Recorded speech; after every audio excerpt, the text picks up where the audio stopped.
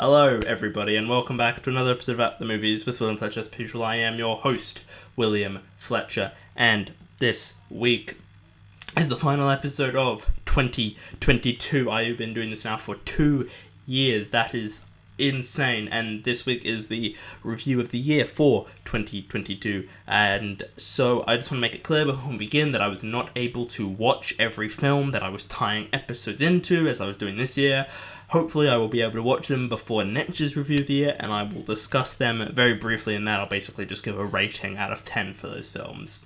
So, the first tie-in was for Fantastic Beasts, The Secrets of Dumbledore, I think it's called, but I have not seen it. So instead we are going to begin with my discussion on Better Call Saul Season 6. So, Better Call Saul Season 6, that came out this year. Ooh. Yeah, so my history with the show, I might have touched on this in the episode I did tying into Season Six's release, but I watched all of Breaking Bad last year. It's the best show ever. Like, people can disagree, but they would be wrong. And I say this as someone who hasn't seen every major show ever, okay? Like, I'm just being, Just not realistic, you know? you know. And then I watched Better Call Saul afterwards.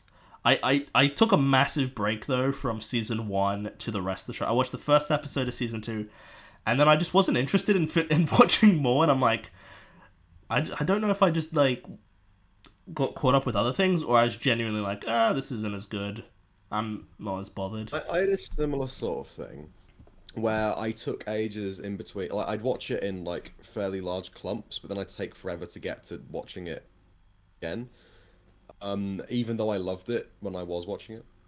It was Yeah, bizarre. It was like, wow, this is great, but I'm taking my sweet time watching it. yeah. And then But I watched. I think I was up to date with Better Call Saul just before season 5 came out. Mm.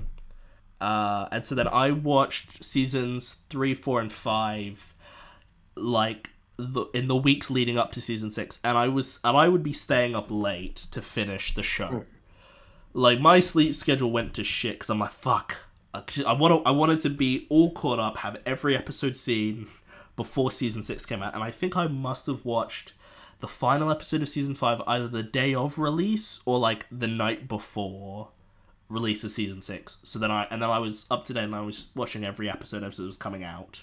I was really behind on the first half of season 6. Yeah, you were in Because a I rewatch, weren't was you? getting my parents to watch it, Mm. and they don't like to watch things as quickly as I do at times. So That's I so was in annoying. like season 4 or something, or season 3 when season 6 started. Yeah. So I think I was up to date little bit after the mid-season break, and then I was up to date by the Hmm. second half. Yeah.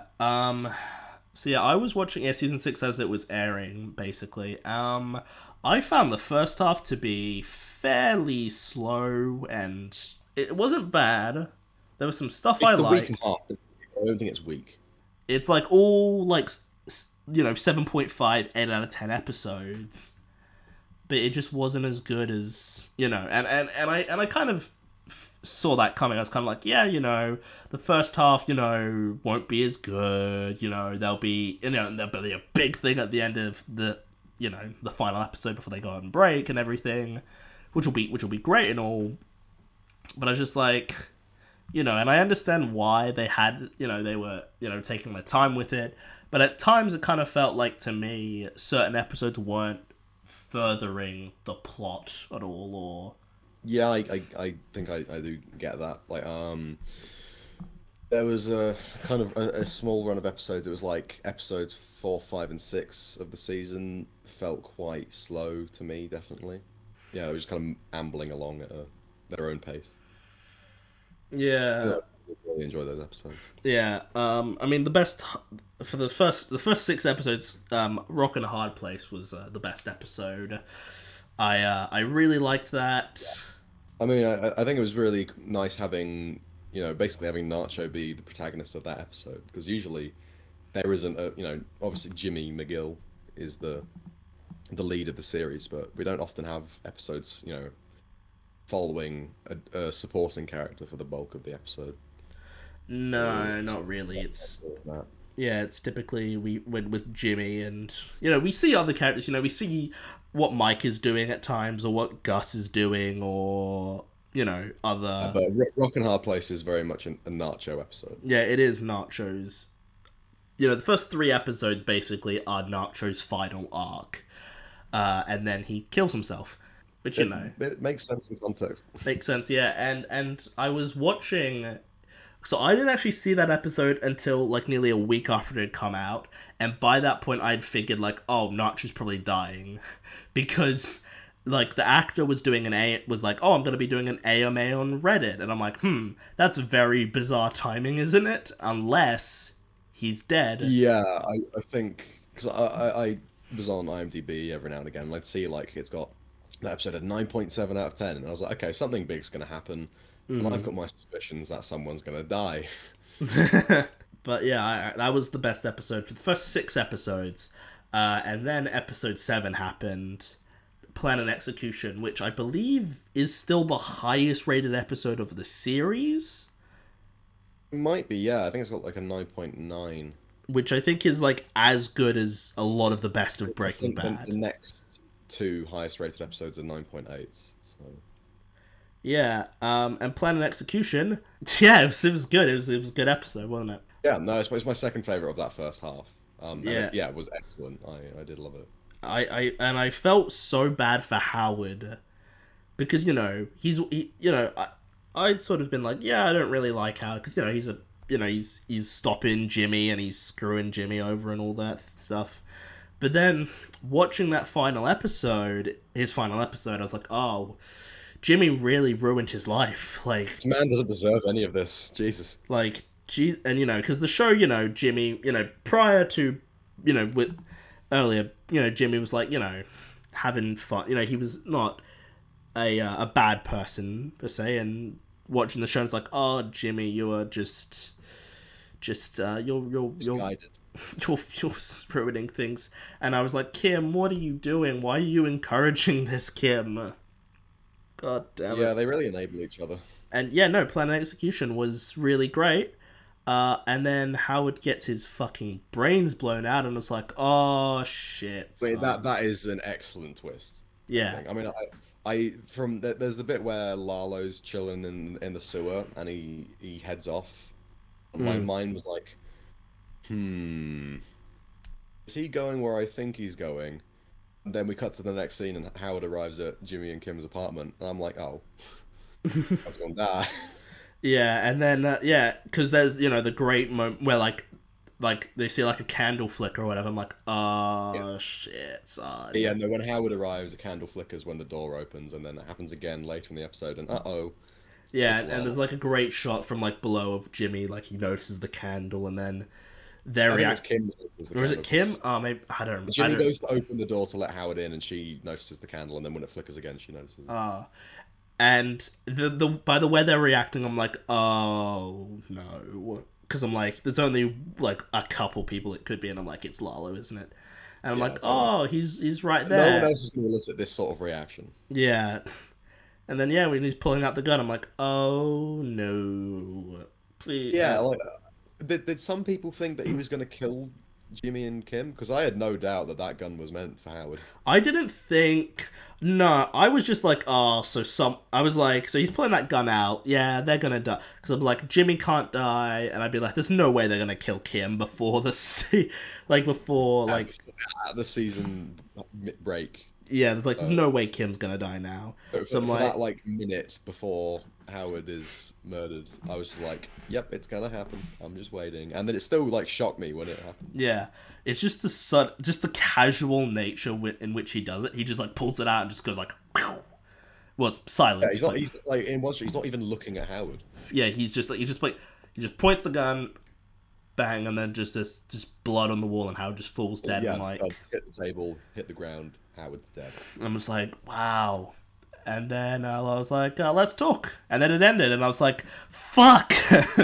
Ricks, you've done it again. God damn it. And I was like, because I knew it was like before they went on mid-season break, but it's like, god damn it. But Yeah, I I was, knew that this was, going to be the end of this run of episodes, but still, but I was, But, I appreciate that they didn't wait a whole year. They were like, let's just wait a couple months. Presumably because they're Oh, like, with Breaking Bad, the last season being split in two is because they wanted more time to write those last 8 episodes, whereas Better Call Saul, they they, filmed it they had a all. good year because that Yeah. we didn't get a season of Better Call Saul last year, so they were Yeah. clearly spending their time Yeah. working. And and also, Emmys. Am I right? The Emmys Oh yeah, fucked up poorly though, Emmys didn't are they? bollocks. That the Emmys, look, And they've been getting it wrong year after year. I'm just They like, come here trying to do a good job and they muck up every time. it's like I don't even understand why though, because it's like it's the like why Better Call Saul doesn't do better at the Emmys. It's the spin-off to Breaking Bad, arguably the biggest show, certainly the biggest show of the 21st century, But arguably. one of the biggest like Emmy earners, Yeah, like like it's and winners. everybody loves Breaking Bad. It was the most one of those culturally significant things during its during its runtime. Like everybody was watching it. It was sweeping up awards everywhere, and I don't understand why Better Call Saul's any different. Like it's the same people making it. It's the same. It's AMC. Like it's fucking why? And the Emmys just left me so deflated. It's like, oh, you fuckers, you Well, it had to. made me really upset because Michael Mando is never going to get a chance to be nominated again. Patrick Fabian won't. Um, Tony Dalton isn't in enough episodes in the second half to be nominated. He could get a guest starring Mm, nomination.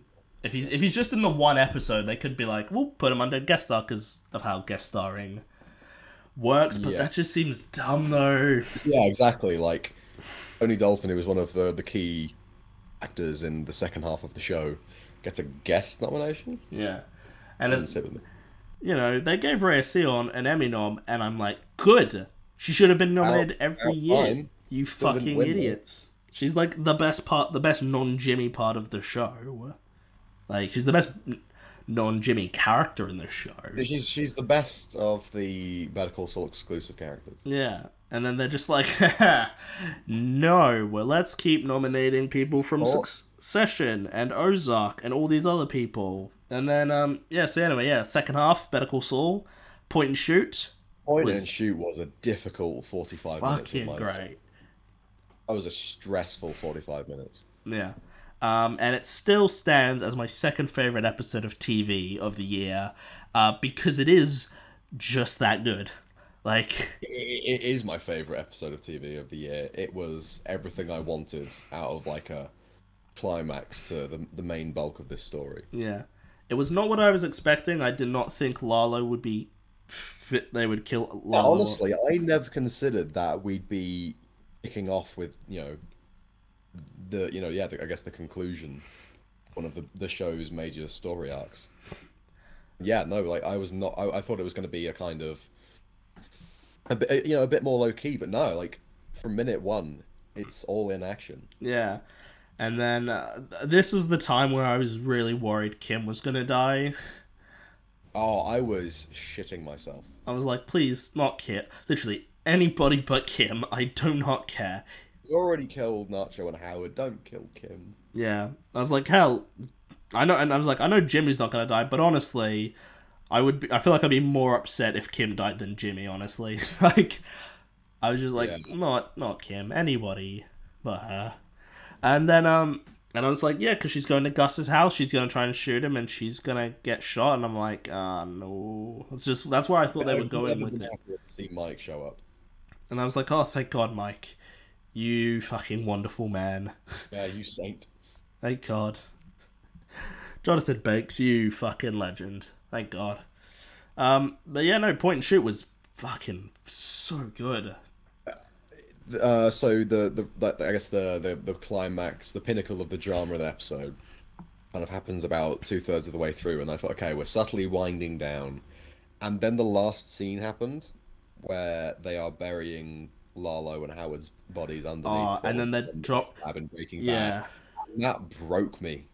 yeah, and I then was devastated. yeah, and then they leave his car out by the beach, and it's like, And they fuck. frame it as a suicide. Howard Hammond's like career and memory are totally tainted. Yeah, because and there's the whole like doing drugs and stuff, that will plant, I framing him as a drug addict, like someone that abuses prostitutes and uses prostitutes for that matter. yeah, and it's just like God, and it's like, Oh man. and I see why Jimmy, in Better Call Saul, he's quite funny. He's using comedy to be like, you know what? No, I'm not. I'm gonna try and ignore all the terrible shit I've done. Well, and then following episode, Fun and Games, which Kim's like, I'm gonna head out. I was like, and because I was like, I know Jimmy and Kim, they can't be together because she's not in Breaking Bad, but just them breaking up was like, oh, God damn it. And Yeah, it then was a really well done scene. and it makes up for the rest of the episode being fairly weak, if I'm being honest. I did not think Fun and Games was that great of an episode. I didn't care for the Gus stuff in that episode, if I'm being I've completely come honest. round on it, but yeah, no, I think that the Jimmy Kim stuff I was all over that.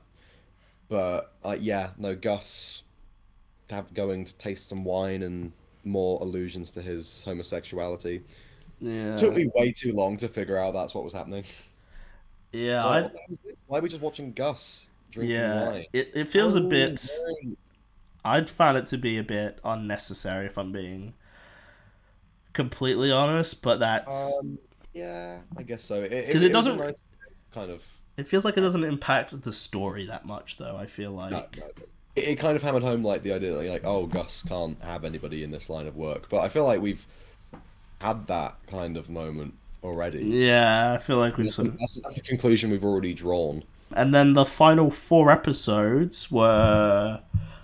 Before we go into that, it's taken me a long time to really click with that last 5 minutes or so of Fun and Games. Oh, where And he's. we jump ahead a bit, and he's gone Oh, full Saul oh, Goodman. I fucking love that. That was fucking. That is a pretty crushing bit. It was so. I was. I was watching and I'm like, oh, and I'm like, he's Saul Goodman now. There's Yeah, Jimmy we've been McGill. waiting so long for Saul Goodman Yeah, to and then where be he's, and dominant force. yeah, and I Now was, it's genuinely pretty. yeah. And then seeing him in that office, I was just like, oh, I was so giddy watching it. I'm like, oh my fucking God, it's the office. It's his office from Breaking Bad. Holy shit. Oh. I was so like happy. And it took Also sad. my mind off how depressed I was that Kim and Jimmy broke up. I was just like, oh my God, it's the office. It's the thing. It's the stuff I love. And I was expecting in that moment for Walter White and Jesse to Like walk come in. through the door. Yeah, same. Because that's the way it was being framed. I was like, oh, they're gonna walk through, and that's how this episode's gonna end. And then it didn't, and I was like, what the fuck, guys? Yeah, no, I felt a bit like that as well. I was like, That's- oh. There's a reference to someone being a public masturbator, and I thought, oh, is that meant to be Badger? Yeah. Because he him confused for a public masturbator in his first episode of Breaking Bad, and then Yeah. it didn't go there.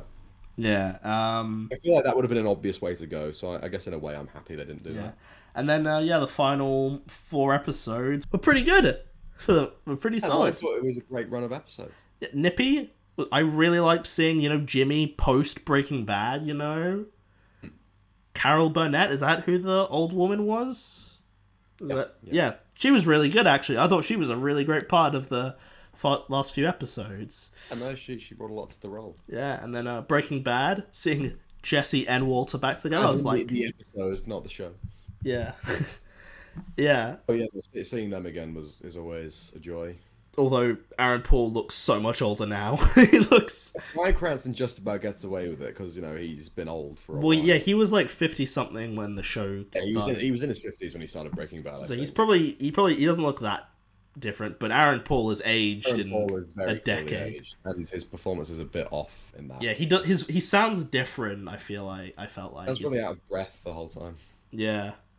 But yeah, seeing Walt and Jimmy to get not Jimmy, fucking Jesse, I was like, yes, this is what I wanted. Boys, the boys, This is good. My boys are back in town. The boys are back.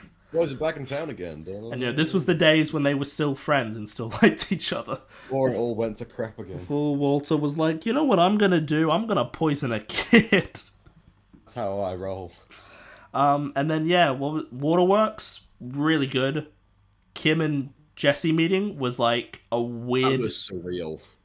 It was like a weird fan fiction moment. Seeing Kim in the Saul Goodman office Yeah, was totally wild to me, and yeah. then Jesse and Kim have a conversation, and I was like, "What is happening?" It's like a weird fan fiction moment, but it feels earned though. It was like freaking Spider-Man No Way Home, Yeah, but exactly. it was so much bigger for me. Yeah, and I was like, holy shit.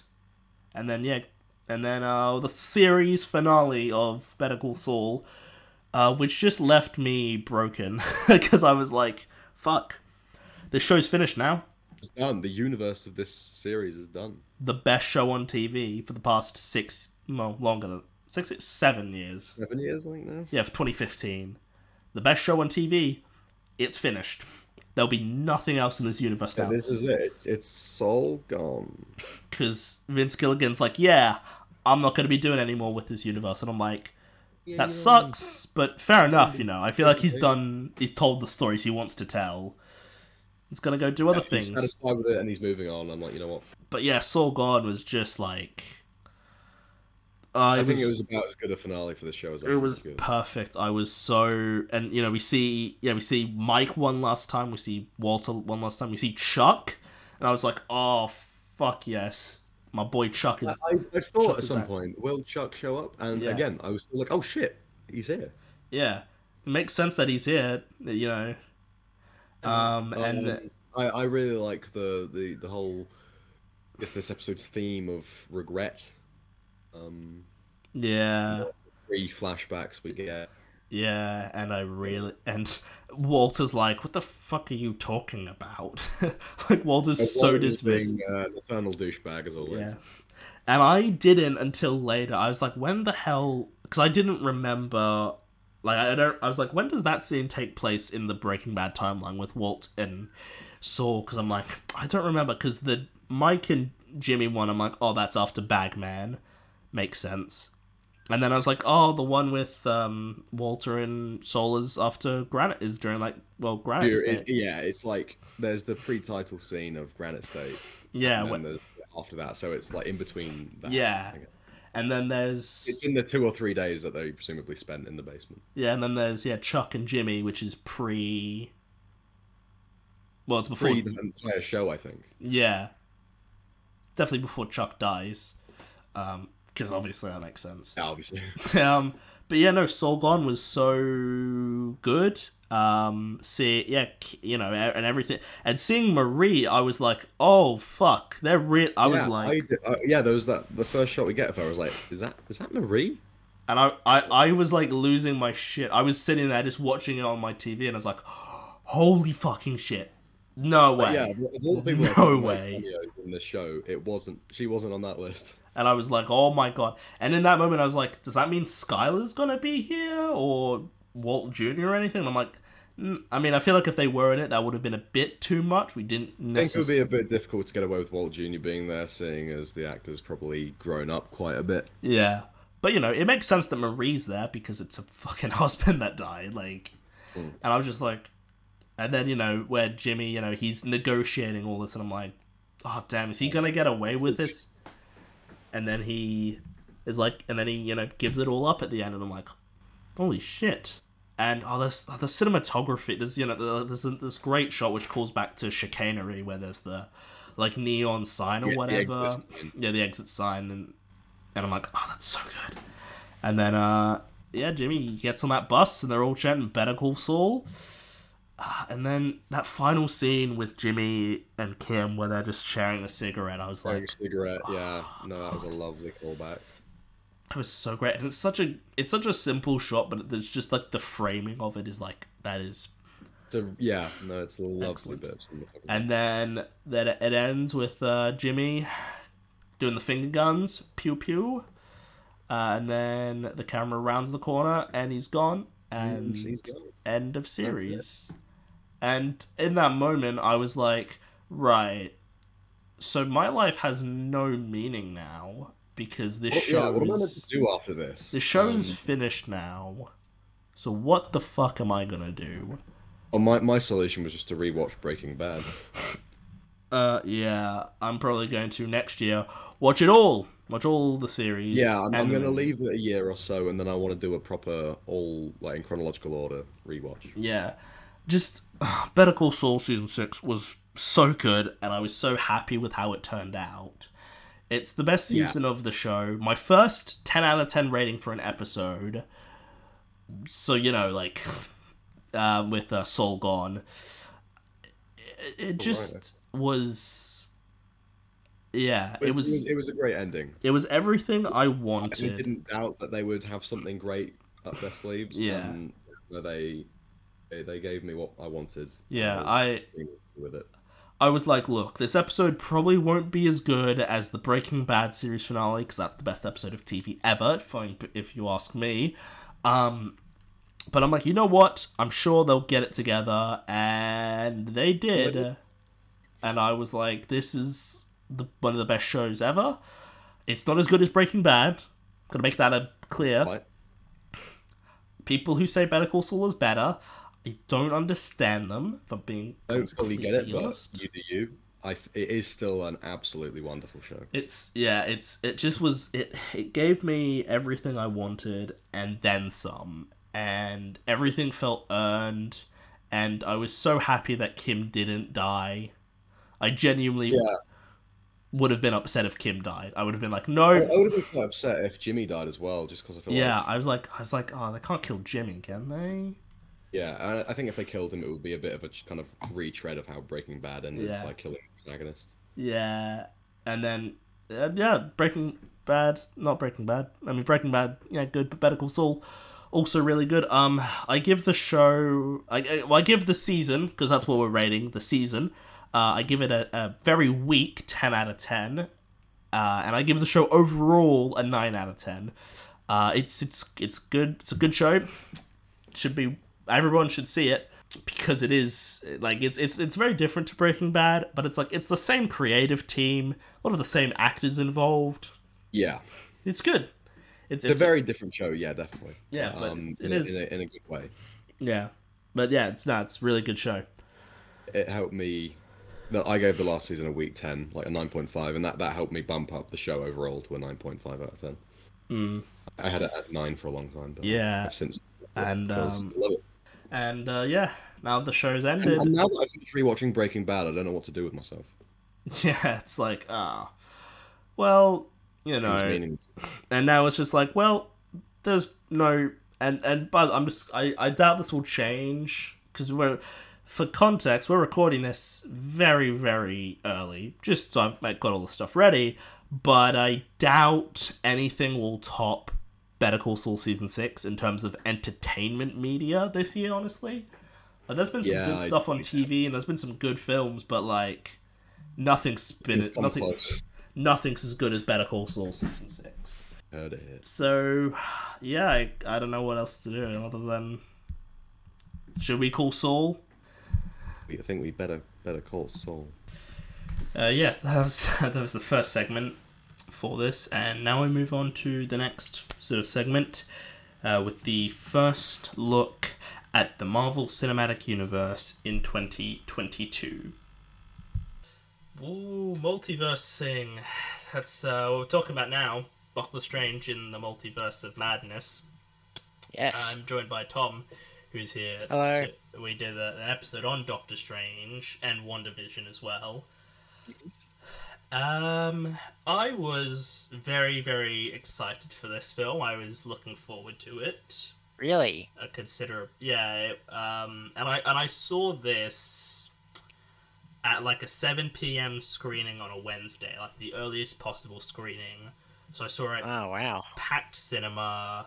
I sat at the back row at like the furthest at like basically by the stairs. And I could see this isn't relevant to the discussion at all, but I could see in the front there was some fat tub of shit sitting in one of like the front rows, and a disabled person in like a wheelchair What? came in, and like their helper or something, and they tried to ask this person to move, and they fucking didn't. And I was like, oh my god, how much of a piece of shit are you that you can't move for a fucking disabled person? Like, It's horrible stuff. how much of it, I don't give a fuck that you're fat. Like, fucking move, you piece of shit. But Yeah. back to Doctor Strange 2. So I saw it, and I definitely, when I saw it initially, I was way more hyped about it. But since it's been several months since the release, I'm not. I don't think it's as good. I think it like I still think it's a good movie. Um, but it's definitely got some flaws. I It's think I think I think okay, first and foremost, I think we gotta talk about the Marvel dilemma, right? The Marvel issue. You know, Yeah. like Marvel's just it's doing it the whole Marvel thing, right? It's a big issue. There was an interview I saw, I think it was Anthony Mackie, the guy who plays Falcon, and he Yeah. did an interview where he's talking about, like, back in the day, back in the 90s, 80s, whatever, right? You didn't go watch the Captain America, you didn't go watch the Rambo movie, you didn't go watch the Terminator movie. You went to go watch the Sylvester Stallone movie, the next buddy Arnie Schwarzenegger movie. You never went to go watch, the Terminator movie, right? Yeah, it was Um, always it was yeah. You it was go see it it for was the the actor, actor, right? not Right. the But nowadays, I'm not franchise. watching Captain America because it's Chris Evans, right? I'm watching Captain America because Captain America. You know what I mean? Yeah, Um, and Marvel movies have just ruined that for movies as a whole, right?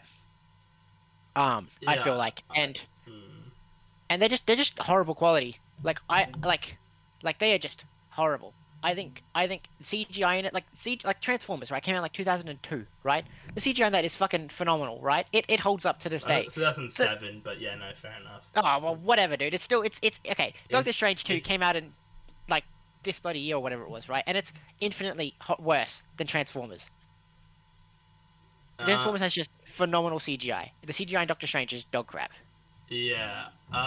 That's definitely well, yeah, because Marvel. I think I say this as someone who is a fan of Marvel. I think they've really got an oversaturation of content. Because in the early days, before they had Disney Plus, they had at most 3 films a year, at most. Sometimes they used to have 2 movies a year. They sort of moved to 3 movies in 2017, and then 3 in 2018 and 2019. Then they didn't have anything in 2020, which honestly feels kind of good because it's like Endgame was the biggest film of all time at that point. And I think I did need a break, and I think 2020 was a nice break. And then 2021, they Threw like releasing everything at us. WandaVision, Falcon and the Winter Soldier, Loki, Black Widow, Shang-Chi, Eternal, Spider-Man, and Hawkeye. Like, what if? Like, that's like 9 things right there. That's 5 TV shows and 4 films in the And they all span kind of of a just year. and they're like they're going for, like, I feel like they're going for like the quantity over quality. Like Yeah. there's just been a drop in quality in the fucking superhero movies. Like they are just okay, the first couple, like, Avenger movies and like Captain America and all that stuff. They like Captain America 1 is a good film, right? I'd watch that again happily. Iron Man Mm. 1, solid. Thor 1, not as good, but still pretty good, right? I think that, like, but nowadays, like, the new Thor movie is just crap. It's horrible. Yeah. I didn't even finish. I got like 30 minutes in. Like, I'm not wasting my time on this. Marvel was just the quality's just downhill, dude. I still liked Multiverse of Madness, but I do have a feeling if I rewatched it, I wouldn't like it as much. Mm. It because I'm a massive Sam Raimi fan. I think Sam Raimi is fantastic.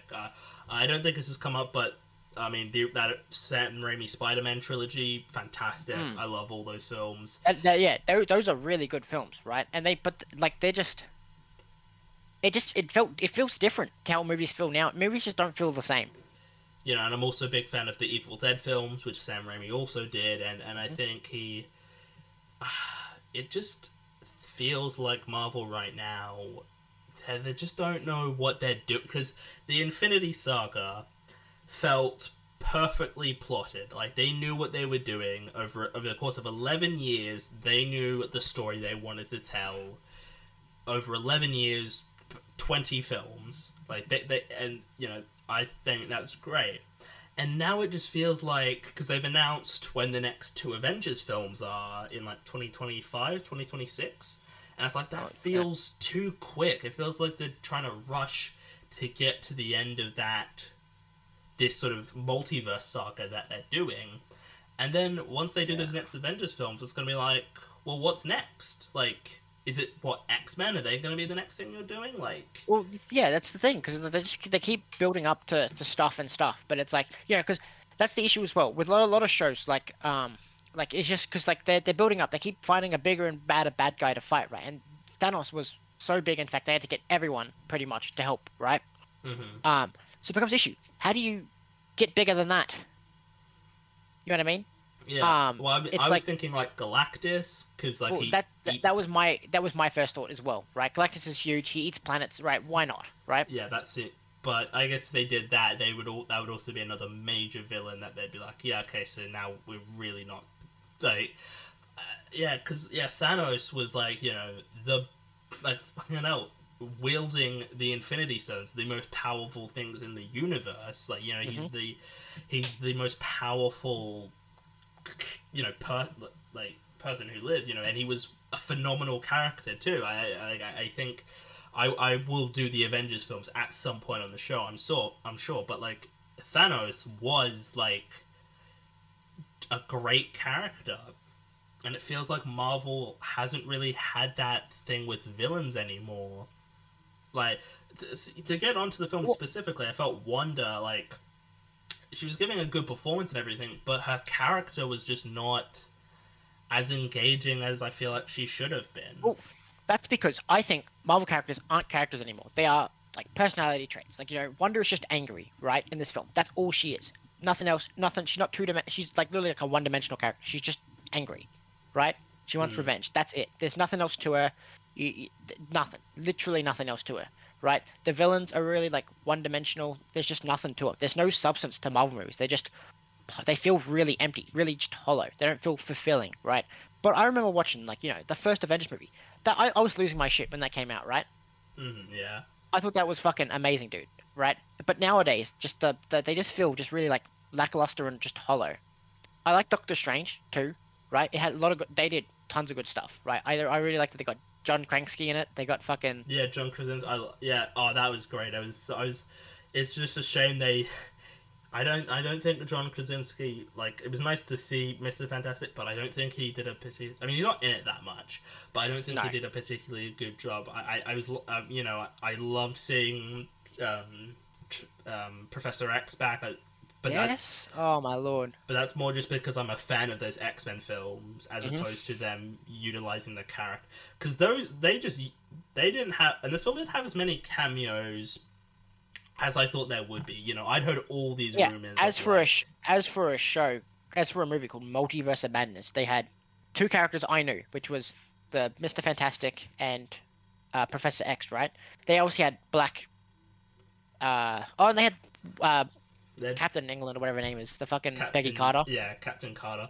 Captain Britain is what she should be called because that just makes way more sense. Like Yeah, that's, I don't know why it's Captain Carter. I mean, it rolls off the tongue a bit better, yeah, but but Captain Britain is like an actual comics character, like and the they had I Captain forgot his name, the Marvel. guy with yeah, I just a bit odd. I don't know. I think she was an actor though in one of the like what do you call it? Like the Agents of Shield, like one of the spin-off shows that no one watched. Oh yeah. Yeah. Um, Yeah, they had uh, yeah, the Black guy Bolt. Black Bolt, yeah, who they just that was yeah, they just killed him. They just killed all those people off just For no, immediately. and it wasn't just to any effect, right? It didn't. I don't know what the effect was. I don't know if it was to show like Wanda's power or whatever, like anything like that. I think it But was, but it felt so just like it almost felt like they were like, okay, we're gonna have these characters in this film, and the only reason they're here is so that we can kill them. That's it. Like yeah, we just, and I'm just it was like, just it was really bad. Like I feel because with um like because the whole reason they kill him off is to make Wanda look to show Wanda's power, right? But it's not mm, even really like Doctor Strange, not the one who fights her. It's the girl at the end. I'm pretty sure. yeah, it's like And Doctor it's like, Strange, well, yeah. why build up this stupid powerful character if some 12-year-old girl's gonna beat her ass? You know what I mean? It's like Mm. I don't know. It kind of defeats the whole point of it if you don't set up a like she doesn't get a power up. She just like I don't know figures out her powers or whatever. It's just like really like lackluster. It's like well no, I was really hoping Doctor Strange was gonna go fucking sicko mode and absolutely annihilate Wanda. He'd have to get like a big power boost, which he does. He reads like the book or whatever, right? Mm. But it's like he doesn't. Yeah. I don't know. He just doesn't. He just doesn't. It doesn't feel right. It feels hollow. Like I do really enjoy the film. I did really enjoy it, but like it isn't like perfect. It definitely has some problems. Mm. I did love the Sam Raimi-isms. I loved that it was more of a horror than Marvel Mm. typically is. The Definitely, violence dude. was They could. so much more brutal than I was expecting. Like Yeah. when she just like makes the Black Bolt's head like explode, I was like, "Oh Jesus, like that's actually Yeah. wow, that's unexpected." But I really like that because that was the stuff that I loved the most was the Sam Raimi stuff, like the stuff that I'm like, "Oh, this is such an Evil Dead thing." Like he did what he did in Evil Dead and he's just Mm. put it in this film. Not as violent or as brutal as an Evil Dead, but I was like, that's the best stuff, and I feel like if there could have been a bit more of that. I feel like, and I just felt like the post credit scenes were very strange. I didn't think they were like because at the end of the film, Strange he has like the third eye pop out of Mhm. his head, and then the post credit scene he just sort of has already recovered from that. And it's like, okay, we're just gonna move on from that. And there's Charlize Theron, who I don't know who she's meant to be, but she's apparently a character that is important. Ah. Apparently, I thought uh, I just assumed that character was from um Eternals because I didn't watch that. no, she's not in Eternal. She's just like she's like a brand new character who I'm completely unaware Oh. of, and it just felt like later on in this thing when because this is gonna be edited together with a bunch of other clips is we talk about Thor: Love and Thunder and Black Panther: Wakanda Forever, and I'm gonna be very complimentary of Wakanda Forever, and slightly less so of Thor: Love and Thunder. But I think this Doctor Strange, it just felt like I do really like I think it's a good movie, but it does feel like it could have been so much better. Maybe like it feels like it is kind of missing something. I felt that because I had read beforehand all these rumors of cameos. There was rumors of like Tom Cruise could be in it as Iron Man, which would have been fucking That would have mental. been awesome, especially with like the whole Illuminati thing, which is supposed to have Yeah, Iron Man in it. yeah. That's what I was expecting because I was speculating beforehand with people, and I was talking about this and like yeah, the Illuminati is like this group, and I looked up who you know the Illuminati was in the Marvel comics and who are the members of that, and like yeah, Iron Man is one of them, and I was like, oh sweet, like that's gonna be cool because I'm like Robert Downey Jr. probably won't be in it. It'd be great if he was, but I wasn't. But it's like this would be a perfect opportunity to get Tom Cruise in there because Yeah, it would I be think like it would be cool. Like it would be actually really cool. I think. it'd be interesting. But like in saying that though, given how the cameos work, like I think Patrick Stewart coming back was cool. I think it's Patrick Stewart, isn't it? Yeah, Patrick Stewart. I Yeah, was really nice to see him though. I will say. but I just don't think John Krasinski works. I think he's just doesn't feel like Mr. Fantastic. Yeah, I don't know why people are so they want him to be in it because like he didn't really he wasn't that engaging in the Yeah, he was just kind of blech. I'll be honest. Like I like John Krasinski. I like The Office, right? And I like some of the other stuff he did, but he's just not Mr. Fantastic. Like, yeah, he didn't fit the part, and apparently there's rumors that he won't be Mr. Fantastic. They just put him in there as like a fan service bit, and they'll have like a different actor, which I think is fine. I don't think we're gonna be missing out because I don't think he did a particularly good job in it to justify him playing that role long term. So the team of the Illuminati in the comics are Namor, Tony Stark, Reed Richards, Black Bolt, Doctor Strange, and Professor X. And so that's who I sort of assumed were going to be the Illuminati members we would see. And we saw some of them. We saw four of them. Well, I mean, no, we saw three of them. No, actually, no, because there was four of them. Because there was that Doctor Strange who they banished because he was evil and stuff, and I did like that bit where they go and they just see, and there's Thanos and he's just like stabbed on it, like he's been skewered on like his own sword. I thought that was really nice. I thought that was cool. But Yeah, that was definitely interesting. I thought, yeah, I think a lot of people have unfair criticisms of the film. I know some people are like, oh, this film is woke and stuff, and I'm like, it's not. It's not though, is it? Like, Doctor Strange is still the main character. It's still his story. You know, Hmm. there's however many versions of him, which that's interesting. I read that recently that there's different versions of like Captain Marvel, but every version of Doctor Strange is still played by Benedict Cumberbatch. Just, you know, he's got a different hairstyle or something, which is Yeah, yeah, yeah. interesting. But yeah, I mean, I liked the film, but it's definitely not. It could have been better and possibly, yeah. What would you give it out of 10? I'll be honest, I didn't like the film. I thought the quality of the film was really crap. The writing was kind of mid, right? Like it didn't look visually appealing.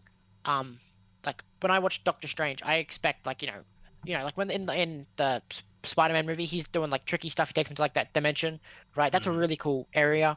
Or then you got the whole like in his first film when they're like the big battle at the end. That was really cool when they're wrecking the city and stuff like. Well, not yeah, wrecking it, but you know what I mean.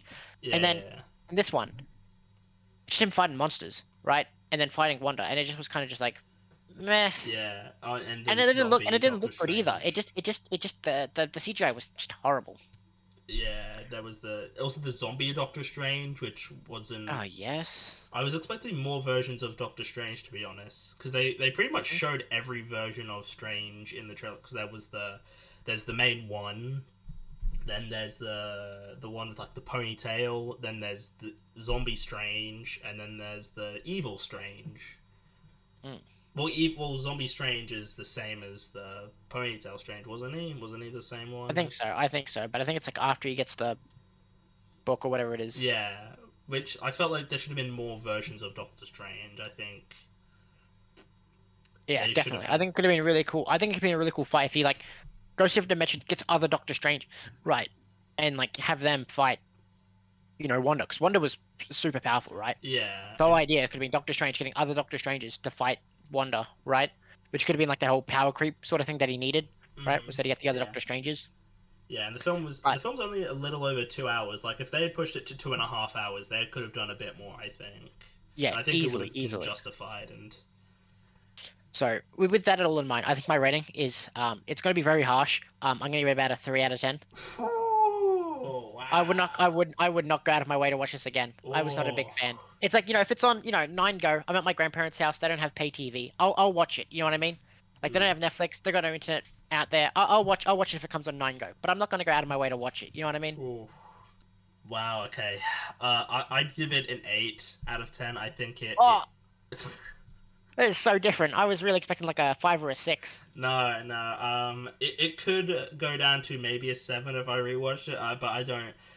Just I originally when I immediately came out of it, I had it as a 9 out of 10, but that's way too generous because it is not perfect. It is flawed. It is in my top 10 films of the year, but it's not in my top 5 of the year though. It just missed out on my top 5, and honestly, I feel like if I rewatch it, it would be bumped down. Yeah, no, Yeah, right. I did quite like it though, despite that. I recognize it as flaws, but I still quite enjoyed it, even if it is, yeah, not, it's a bit of it isn't perfect, and it's probably, I think I like it slightly more than Spider-Man 3, but it's still probably the second No, weakest Sam Raimi film I've seen, I think. there's no way you said you liked it more than Spider-Man 3. Yeah, I did. I think. Look. I'm done. Right? I'm never hopping on this again. That is too controversial for my liking. Okay, well. And now we move on to what is quite possibly, in my opinion, the most overrated film of the year with Top Gun Maverick. I have given away my feelings quite early on, but honestly, who cares? So, do you want to be my wingman? Oh, I can't think of another reference. The need for speed. Yeah. Welcome to the danger zone. Okay. Top Gun Maverick. Yeah. What are your thoughts on the first one? You don't like, you're not a fan, are I you? don't like it very much. It's I just, think it's maybe the most 80s film I've ever seen, but and not that's entertaining not 80s. not in a good way. It's not like Predator, which is, fucking cool or something. Like, Self-aware and just silly yeah, just, and mm, fun. yeah, Arnold Schwarzenegger throwing out Top Gun one seems line. to be trying to take itself very seriously, and I don't think it's. Yeah, I mean, I came down on the side of it's whatever. It's a film that men like because they probably well, like basically I've come to the conclusion that it's a film that men like who don't watch other films. Like it's a Men who like just mindless kind of action who films. who don't read into subtext or don't look at who enjoy films on a surface Super cool. level but don't Yeah. go beyond that. And it's like it's fine. It's a fine movie. It's I don't think it's bad. I just think it's like Bits of it are, yeah. it's not good. It's so I generally I wouldn't say that I like it. yeah, so Top Gun Maverick, I saw this early because my work was like, "Hey, do you want to come see this movie early?" And I was like, "Why not?" And then I saw it and I'm like, "Cool, that's decent." And then it came out, and everybody was seeing it, and Yeah, everybody has everyone was seeing it. seemingly Me and my dad went to see it. He never goes to see and something.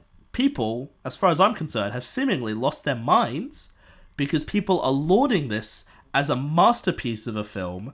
It's one of the highest rated films on places like IMDb and Letterboxd. People are predicting it to get a Best Picture nomination at the Oscars next year, which if that happens would be fucking stupid. Like I wouldn't be against it. I mean, I'm gonna say now, I did really like this film. I don't think it's like the masterpiece everyone is saying, but I thought it was a great bit of modern day blockbuster action. it's just so like no, it's fine, but it's like I don't get what people are like seeing in this film You know, because I thought it was really well made. Like the aerial like plane fighting stuff surpasses the first film obviously by a long way. I thought it was very nicely shot and like it's not something I pick up on very often, but I thought it had an excellent sound mix.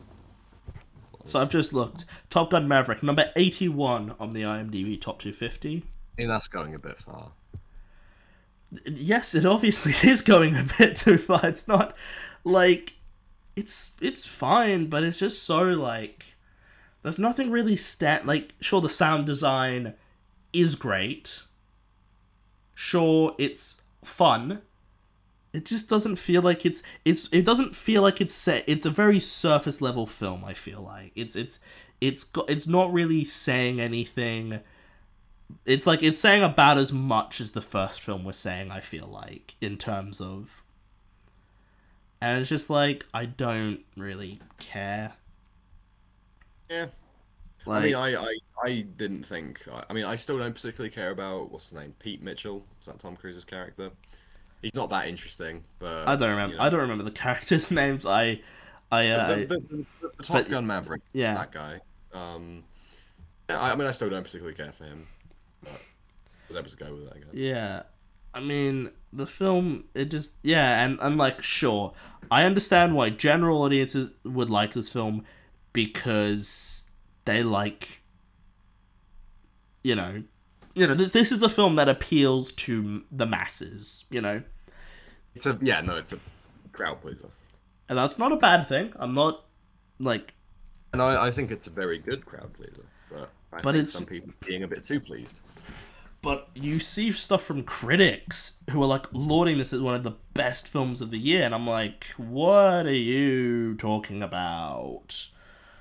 What? And because people complain about Marvel films, and I'm like, what the like this is not any this is like the same level as a lot of Marvel films to me, honestly, in terms of like it's like what like why is this so much better than a Marvel film when Marvel typically, not all the time, Marvel makes has made some shit. I'm like, but Marvel, a lot of what they do is quite a bit better than Top Gun Maverick. But I know people who fucking dismiss Marvel as like all like, oh, it's all the same, or it's all I don't like all this, CGI, no, it's like, but this like how is this any like I just find it bizarre that people look at this film as some kind of like this is amazing masterpiece, best film of the year. And I'm like, what are you getting from this film that I didn't see? Because like performance wise, they're not really doing anything for me, if I'm being completely honest.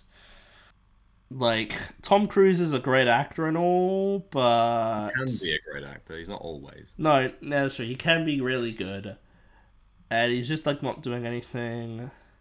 Fucking Miles Teller is like fine.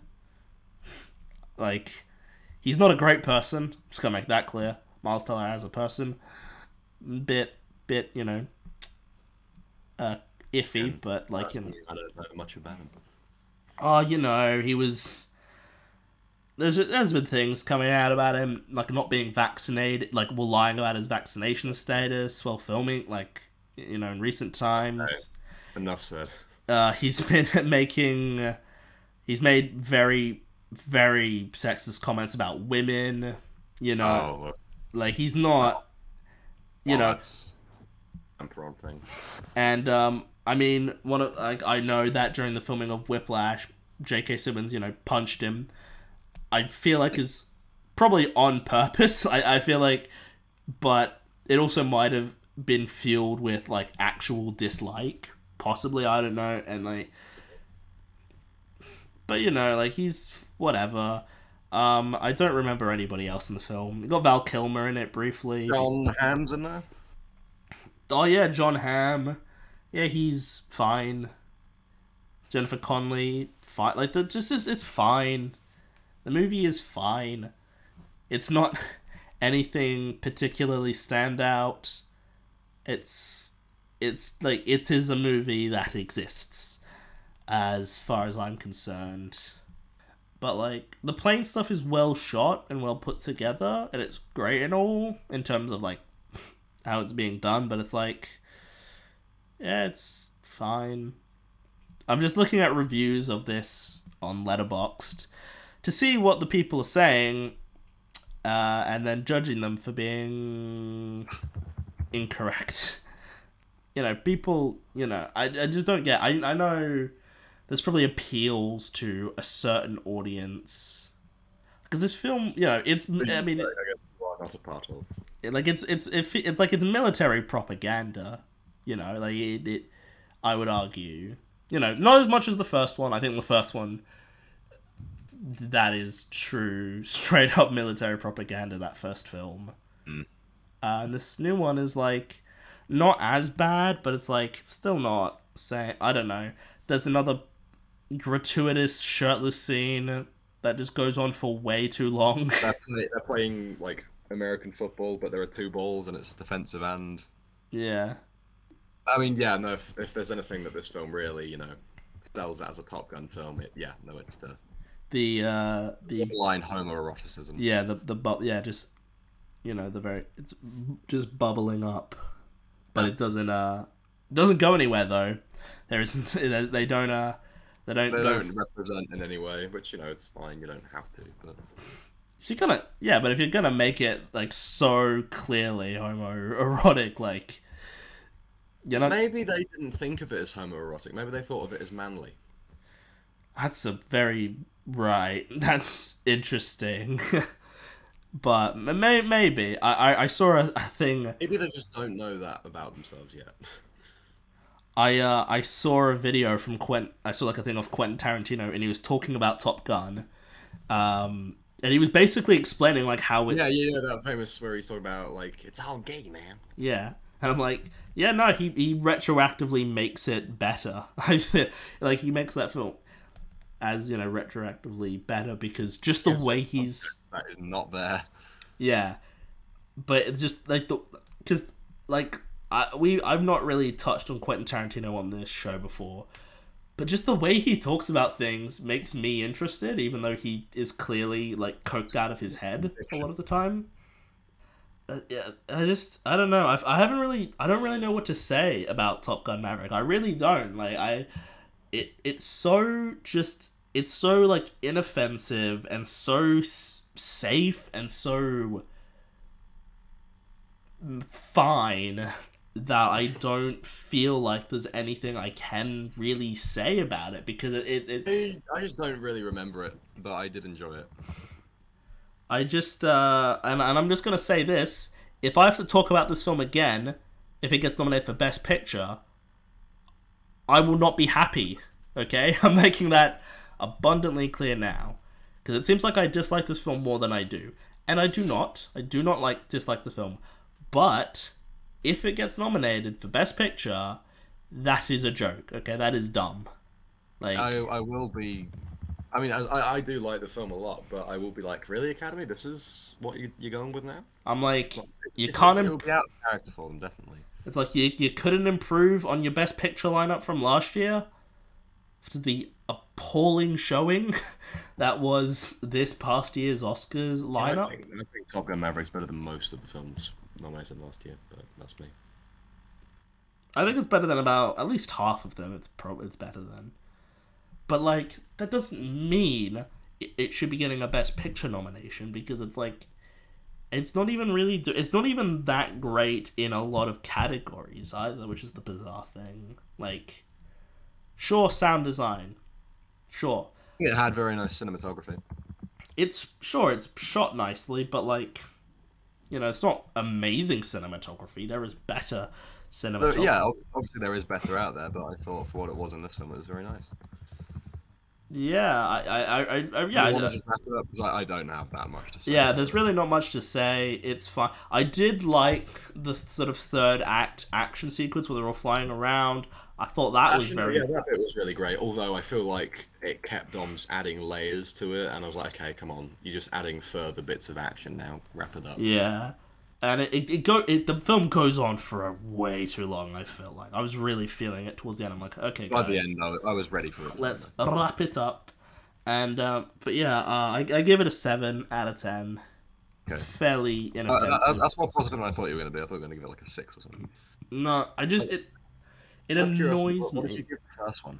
I think I gave the first one a 7, but it's a far weaker 7. It's probably closer to a 6. Well, I gave the first one a 5 because I don't Oh, like it. Comparatively, I gave this one an 8. I stand by. I think it's a solid 8. yeah, I don't know if it is, All but gonna be upset about, but at least you're not one of those mental people giving it a fucking 9 or a 10. Like, and Jesus oh no, Christ. those people are clinically insane and need help. That's fucking mental. It's a Like, great film, but it's not one of the all-time great films. Come like, on, let's be liking real. the film is fine, but I think anything above an 8 is legit madness. And it's like, what are you doing? Do you just, like, not watch films? Is this, like, the only film you've seen? Maybe this is the first film they've ever seen. But, yes, and for those, yes, people can like whatever they like, but, I can also say they're wrong and I disagree with them. Because, why not? It's my opinion. Simple as that, really. Like, I don't think saying I disagree with people and I do think they're wrong is makes me a bad person. It's just I don't get it, and I haven't really seen anything to convince me otherwise. Like that's the thing. People will just like throw out like, oh, it's got great action. I'm like, but like one scene is really good. Like that's it. There's a few jokes that I liked, but I just didn't. I just wasn't. I just didn't care. It's pretty much how I felt. Yeah, fair enough. And it goes on. Yeah, it goes on. But yeah, it's a 7. It's fine. But yeah, I don't know about you, but I'm gonna go play some volleyball now. So I'll be back later. Get my shirt off with all of my other male friends. Yeah. It's not gay. It's not gay though. But it's fine if it is. Yeah, that might have been a bit. Yeah, I am aware that that was probably seems quite a bit harsher. And what I was saying was harsher than my actual feelings, but I don't think Top Gun Maverick is all that. And then we move on to something that I recorded myself because I was not able to get someone on in time to talk about it. Another fairly disappointing film, Jurassic World Dominion. Hello, everybody. And yeah, so I'm not gonna be joined by a guest for this one. I'm just gonna be talking about Jurassic World Dominion a little bit. I don't really have a whole lot to say about this film, honestly. I think that this, I would like to hope that they've finished now with the Jurassic Park films, but knowing the world we live in and people who make films and such are gonna try and eventually, I feel like it sort of depends, of course, but I feel like in several years' time or whatever, they will try and bring it back. And I just don't want them to do that. I think that would be a terrible idea. And I found Jurassic World Dominion to be fairly weak for a finale. So to be honest, I only really loved the first Jurassic Park film. The rest are fairly whatever to me. But apparently people still saw this film. It's like the second highest grossing film of the year, I believe, behind Top Gun Maverick, which is insane, but people will go and see this movie apparently, and I really don't get it, but I don't really like. It's not a bad film, and I've seen a lot of reviews from people giving this like 1 out of 10, 2 out of 10. I'm like, you people are fucking stupid. Okay, like, look, is it a great movie? No. Is there a ton of flaws with it? Hell yeah. But like, it's not like one of the worst films I made. Like 1 out of 10, or 1 out of 10, 2 out of 10 really belongs to just the worst movies ever. Like, it's just insane to me. I think people overreact and they don't really rationally think. Like, some people I don't rationally think about, like, in an objective sense, because that's I try and look at movies in a specific sort of context, and I sort of try and take a ton of things into account when I rate it. Yeah, it just it is a disappointing ending though. To like what was a brilliant setup. I believe I discussed in the Jurassic World episode. I may have touched on it. How genius the concept is of like putting the dinosaurs in the real world with humans, because that's what they kind of tried to do with the Lost World, and then they didn't really commit to it. And I mean, I don't think the Lost World's a good film at all. If you want to hear my extended thoughts on that film, go back to my Jurassic Park episode where I discussed it. I think the Jurassic Park franchise is fairly mediocre outside of the first film. I think everyone agrees with that, though. I think some people like the Lost World. I think it's the worst film of the franchise, honestly. 5 is not... 5? What am I talking about? What actually am I talking about? Fifth? That's Fallen Kingdom. Actually, people hate Fallen Kingdom. I don't understand why. Jurassic Park 3 is fairly underrated. I said 5 because I gave it a 5 out of 10. Jurassic Park 3, it's all right. Jurassic World is decent, and Fallen Kingdom is decent. It's probably the second best film in the franchise, honestly. And then we've got the Jurassic World Dominion. It just felt like a waste of some brilliant concepts. I didn't think... I mean, I'm not the biggest Chris Pratt fan anymore, especially not now. I remember at the time in like 2014, 2015, I was like, oh, Chris Pratt's great, I love seeing him and things, but now, not as much of a fan now. I just, like, overall, the film, it was nice to see Sam Neill and Jeff Goldblum and Laura Dern back, but they just were fairly wasted to me. I didn't think it's almost just like, was this film worth making? Like, is this is the conclusion? This is the last time we're gonna see these fan favorite iconic characters? Like, I always get that way with these kinds of films where you're bringing, like, Logan. Logan is a great example of a very beloved, established character in Wolverine in that example, and really paying service to that character, and that being his final film, or, well, at the time it was, before they decided to make Deadpool 3 and potentially ruin all of that. I think that, bringing back, it's kind of like the Star Wars sequel trilogy, like, we'll never see Carrie Fisher as Leia again. Mark Hamill will probably never play Luke again. like Harrison Ford, I'm surprised he was in Rise of Skywalker at all, honestly. But yeah, it's just like, this is what we're doing with these beloved fan favorite characters. Okay.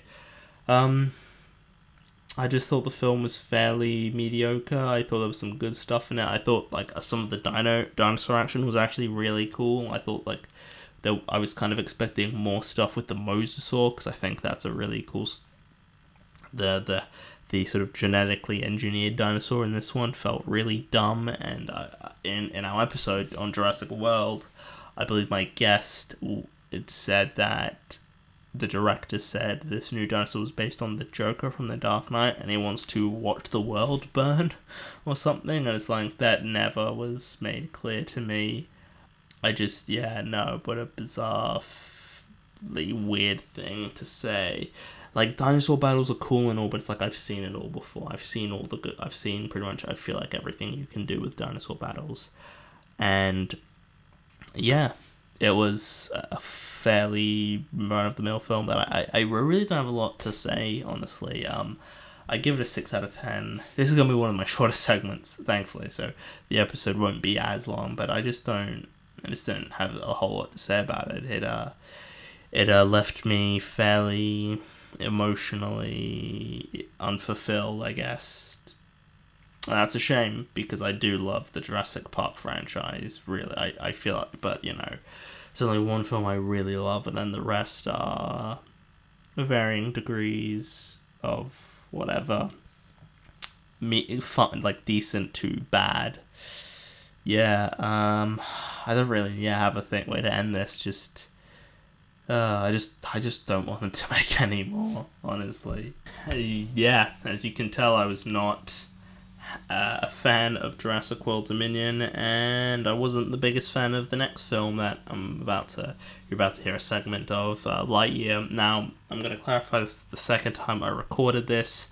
I recorded it the first time, and then another person was interested in doing it, so I recorded it the second time. So that's why I may seem less interested in talking about it, because I had already recorded something for it. So yeah, let's hear what I had to say about Lightyear. Thing on Lightyear. Yeah, Lightyear. You got a friend in me. I don't know. I'm trying to find new ways to do intros for these things. They're not working out. Yeah, Lightyear. I saw Jay, who was joining me, and we saw it together. This is the next episode already. You didn't give me any warning. Yes, this is we're recording multiple things in a day. Not even record. This is like literally like a narrative. Like, he's like, okay, cool, and Lightyear, and like, that's, you didn't fucking give a second for the next episode. Well, I stopped recording. Maybe you should have started a whole new. Oh, you did? Yeah, this is a whole new recording. I stopped recording that one. We just spent the last couple minutes arguing whether you wanted to do this or not, whether you wanted to talk about this film or not, man. Jesus. Okay, boys, Lightyear. Yeah, we saw it together. A movie. We went to see it we're on a hot date. Yeah. Because we see movies together sometimes. Anyway, yeah, we occasionally will see movies together. We saw Sonic the Hedgehog 2 together. Epic. And then we saw Lightyear together, which was also solid. Film received a very, very strange reaction. I remember on the drive over to the cinema, we were talking about the film, in fact, and I was looking at its rating on like places like IMDb and stuff, and it had like a 4.8 or something, or like a 5.1 or something rating on IMDb. It was not very well rated. What? 4.8 is not very well received? Out of 10. Oh, out of 10. Holy shit. Let me check what it is now, because Have I reviewed it on my... Have I put it on Letterboxd yet? I don't think... I have, yes. I think you put a rating on it, yeah. Yeah. Let me just look at what Lightyear... Lightyear, it's got a 6 out of 10 on IMDb currently. What? Shaft rated it 2.5. What the fuck? Shafe Realist, 2.5. No. That's fucked up. As you could tell, Jay was quite enjoyed it actually. Jay was very Dude, I like the movie. It's a good movie, man. Is interesting, because I think you were more into it than I was. I was like, yeah, this is a solid, Pixar, but you were like there's that scene, like where he's traveling, where Chris Evans, not Chris Pratt, Chris Evans is traveling through time. I was not expecting time travel in this film, by the way. That was a fucking surprise. Dude, I barely remember the movie. All I remember was a funny sandwich.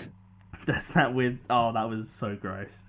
Where the bread's in the middle and the ham and pickle and cucumber on the outside. That's disgusting. And there's gay representation for like one of the first times in a Pixar movie. Yeah. Pretty pog. And then they don't make a big deal out of it. There's like... Yeah, it's just a woman kissing another woman, and then boom, that's it. Which that caused a lot of controversy. Which is fucking crazy. What the fuck is wrong with people? Well, when you showcase gay people, that's apparently a controversial thing. How long do you actually reckon until there's trans representation in a movie? Oh, yeah, there's not... You don't really... Yeah, that's true. You don't really see that many trans... And how would you do trans representation? And, like, make people know it's trans representation, but not overdo it? It'd be very difficult. Yeah, it's not... I don't think it's as... like, the best thing there seems like the only, like, sort of the thing that's jumping out to me is you can just have the character say that they are trans, but that just seems very forced. It's not like... Yeah. Because, a good writer would be able to find a subtle way of doing it. Because, like, with gay people, it's just simple. You just have them kiss someone of the same gender, and boom, you got it sorted right there. Like people know. And, yeah, no, Lightyear was... got a lot of controversy for several things. First of all, because Tim Allen isn't in it. He doesn't voice Buzz Lightyear. Which I don't really care about, honestly. I don't really like Tim Allen. I don't think he's... Who's Tim Allen? He's the guy who voices Buzz. I was thinking of Woody Allen. Sorry. Dude, it's crazy that the bad guy in the movie is him. Isn't that crazy? Oh, that was such a weird twist. Well, for those who haven't seen it, spoilers. Wait, who the fuck are you watching a thing? You don't say spoilers in a fucking... At the end of the film, movie. Seriously. Yeah. There's the reveal that Zurg is Buzz from a different timeline. Which is so strange because, as is established in Toy Story 2, Zurg is Buzz's dad. Yeah, so it's like a plot hole. It's a very strange plot hole. And the film... Because the way the film is made and presented to us, like to the audience, is that it's Andy's favorite film that he saw. Like, as a so it's kid. a movie inside a movie. Yeah, which is fine. But one thing I did notice is like this film is very diverse for a '90s film. Yeah, like there's no way a '90s film would have a dark-skinned Kiwi fella, a black woman, a lesbian black woman. Oh, dude, Diaz! I'm just looking through all the characters. Remember fucking Diaz, who's sick? Who was that again? Jay's sending me an image of Diaz, so I remember, because I have no memory. Because you're racist. I'm not racist. Oh, yeah, I know. I remember him, yeah. Yeah, there's Diaz, there's... I actually thought he was going to be Zurg. I thought he was going to turn out being the bad guy. That probably would have made just about as much sense, because he is also not Buzz's dad. At least we don't know. At least not that we Man, know. it's fucking Diaz was dead. I liked the cat. I thought the cat Oh was no, nice. and obviously the commander was super led to be the bad guy, but that was way Oh too yeah, obvious. that seemed way too obvious. Yeah, that's Yeah. very obvious. Yeah, I just thought the film was like it was fine. It was I really liked the. I mean, it's Pixar animation. You can't go too wrong with how Pixar films look. They all look pretty great. But I will admit that Pixar right now is in a bit of a lull in terms of the quality Oh of yeah, their films. didn't the latest movie come out was like not well received? That was Strange World, which is just a Disney Yeah. film. It's not Pixar film. Oh, It's just okay. Disney animation. But the other Pixar film that came out this year was Turning Red, which is very divisive amongst people. Oh yeah, because I didn't see that. It's not particularly great. It's about like girls and their bodies and stuff. It's very strange, and What? this girl. She gets her period, but she turns into a red panda when she gets it. Oh, that's weird. The fucking women, bro. But then before that was Luca, which is fine. Then Didn't see that one either. Soul, Didn't see that one either. Onward, Didn't see that one. Toy Story 4. Saw that one. I saw. I quite liked Toy Story 4 actually. Because it had white people in it, so that's why I watched it. Incredibles 2. Yeah. That one was very well received. Either was that. No, Incredibles 2 was fairly mixed. I think people were disappointed with it. They still liked it overall. They were just disappointed by it. Oh yeah, fucking 11 years. And that was the film they gave us. Yeah, 14 years actually, but yeah. Oh, sorry. Fuck you. Then there's what was before that, Coco, which is my favorite Pixar film. It's pretty great. Then Cars 3, which is not that good. Then Finding Dory with piece of shit Ellen DeGeneres. Then there's all the other ones. But like Pixar before Toy Story 3, Toy Story 3 is like one of the last really great Pixar films. What about Lightyear? Lightyear's fine. Fuck you. Lightyear's so good, man. See, this is a theme now. I like films, and Jay just likes them a bit more than me. So when I say I dislike them, I don't like them as much as he does. Then he yells at me. That's what happens. Lightyear's Fortnite John Wick epic. That's not gonna age poorly at all. That will stay exactly as relevant as ever. If people are listening to this 10 years from now, like Lightyear's good, man, but it's like it's not great. It didn't need to be made. Can I ask you a question though? I don't know Me? if you, you. Yeah.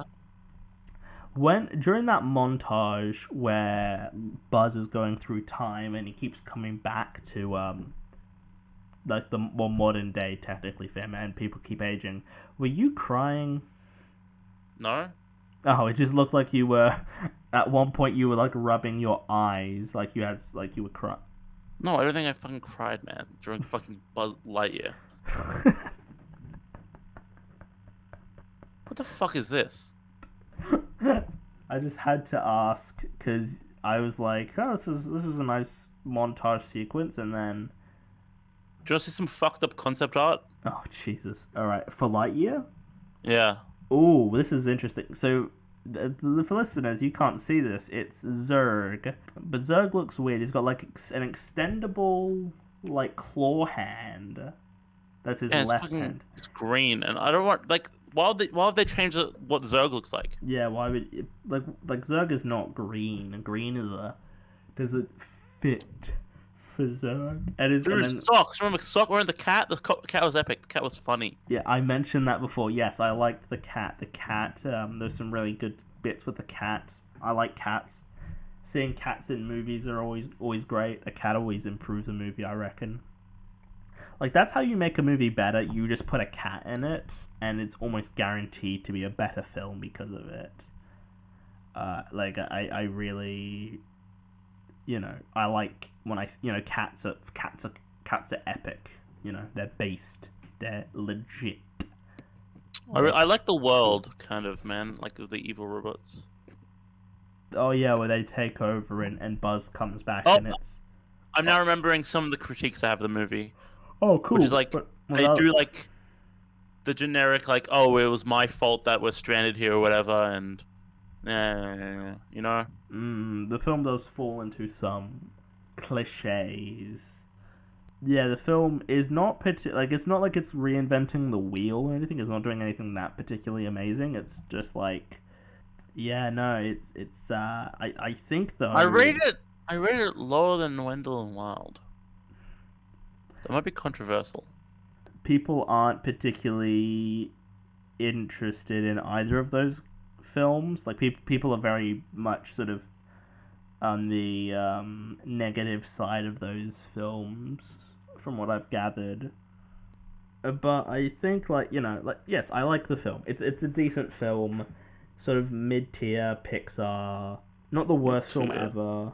Mid-tier, you fucking I'd give it a 7 out of 10. I don't really have Piece that of much more to shit. say. fucking piece of fucking shit. Oh yeah, great movie. 10 out of 10. 9 out of 8. What did I rate it? 8 out of I 10. think you gave it an 8 out of 10. Good movie. Yeah. And I don't know how to end this because I don't know how to end things. Yeah, Alright, boys. If you like this episode, make sure to like and subscribe. And dox William in the comments below. Let's see what I'm talking about in the next segment. I think it's becoming abundantly clear throughout this that overall I haven't been especially positive on this podcast, and that isn't going to be changing anytime soon with Thor, Love, and Thunder. Okay, so this is going to be an interesting one because, Aaron, you've been saying to me before we started recording, you've been saying this for a while now, that you did not like Thor, Love, and Thunder. Oh man, I have some choice words, especially for recent Marvel movies. Yeah. This is gonna be interesting. Yeah, so this Thor Love and Thunder has received a very mixed reaction upon its sort of initial release, and if I was to just look at like its rating, so it's got a 6.3 on IMDb, a 64% on Rotten Tomatoes, and a 57% on Metacritic. So it's very middling. It's much lower than Thor Ragnarok was in those sort of areas. I think it doesn't even deserve those ratings. Well, I'm gonna be the opposite then, because I do like it. I don't think it's as good as it could have been. It definitely is a film that I will probably rewatch it at some point, but I won't be as positive as on it. This is interesting. Me being finding it a shit movie and all that, it was just a waste of potential. Yeah. Alright. And that's what makes me mad. It was a waste. They had so many opportunities for it to be epic, and they wasted it. Well, I earlier on in this episode, I recorded something with Tom where we talked about Doctor Strange 2, and he was very much not a fan. Don't get me started on that one too. Like the CGI, they brought in some really cool fucking characters like Black Bolt. They brought Charles Xavier back. They brought Mr. Fantastic, and they just waste the characters. Like Wanda just goes no, dead. It's just a waste of characters. Good characters that they just waste, man. And Like, don't get me even started on that bloody like beholder-looking motherfucker at the beginning of the movie. Like, that thing was the worst CGI I've seen in a very long time.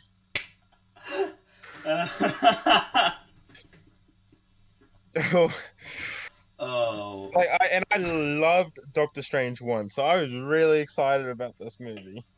Yeah, and I was talking movie. to Tom, and again, Sam Raimi, being involved and directing and everything. Again, I was more positive on it than he was. I quite enjoyed it, but I can admit it has faults, and I can do the same of Thor: Love and Thunder. I think it. Like, look, there's some good parts to that movie, and there's some good parts to, Thor: Love and Thunder, Mm. but it's outweighed by the shit. All right, since yeah, like, yeah. To be fair, so I haven't seen this film since, when did it come out? June, July? I think July. I think it was like very early July. So I saw it then. So my opinion is sort of gonna be what it was about 5 months ago. So it may not hold up in future, but like I thought it was good. It's probably the second best Thor movie, but that's not really a high bar. Like, Ragnarok is obviously the best Thor movie. I think everyone can agree with that. I'll put Dark World above it. uh, Yeah, I said that. the Dark worst World is Marvel above movie that. above. It's above that. Wow, that's crazy. I don't like. I can Oh, see where people are coming from when they say they don't like it. And I don't think it's perfect, and it is somewhat flawed, but I think that, like, it's honestly, I had a lot of fun with it. I'm just saying honest. I not as much as Ragnarok, of course, but like, I still had a good time watching it, and I think, like, I think it was trying too hard to be funny and fun and all that, like yeah, Ragnarok. I did find I will say that some of the jokes were a bit hit or miss. The goats were a weird addition that I don't think the film really needed, especially because that meme is like so old that Yeah. it's not funny anymore. Like, I feel like the characters were just like, I know the whole thing is that apparently it's Korg retelling the story and all that kind of stuff, right? that's But how it begins, doesn't it? Yeah. I just feel like the characters are just overdone, like too silly, too stupid, just yeah.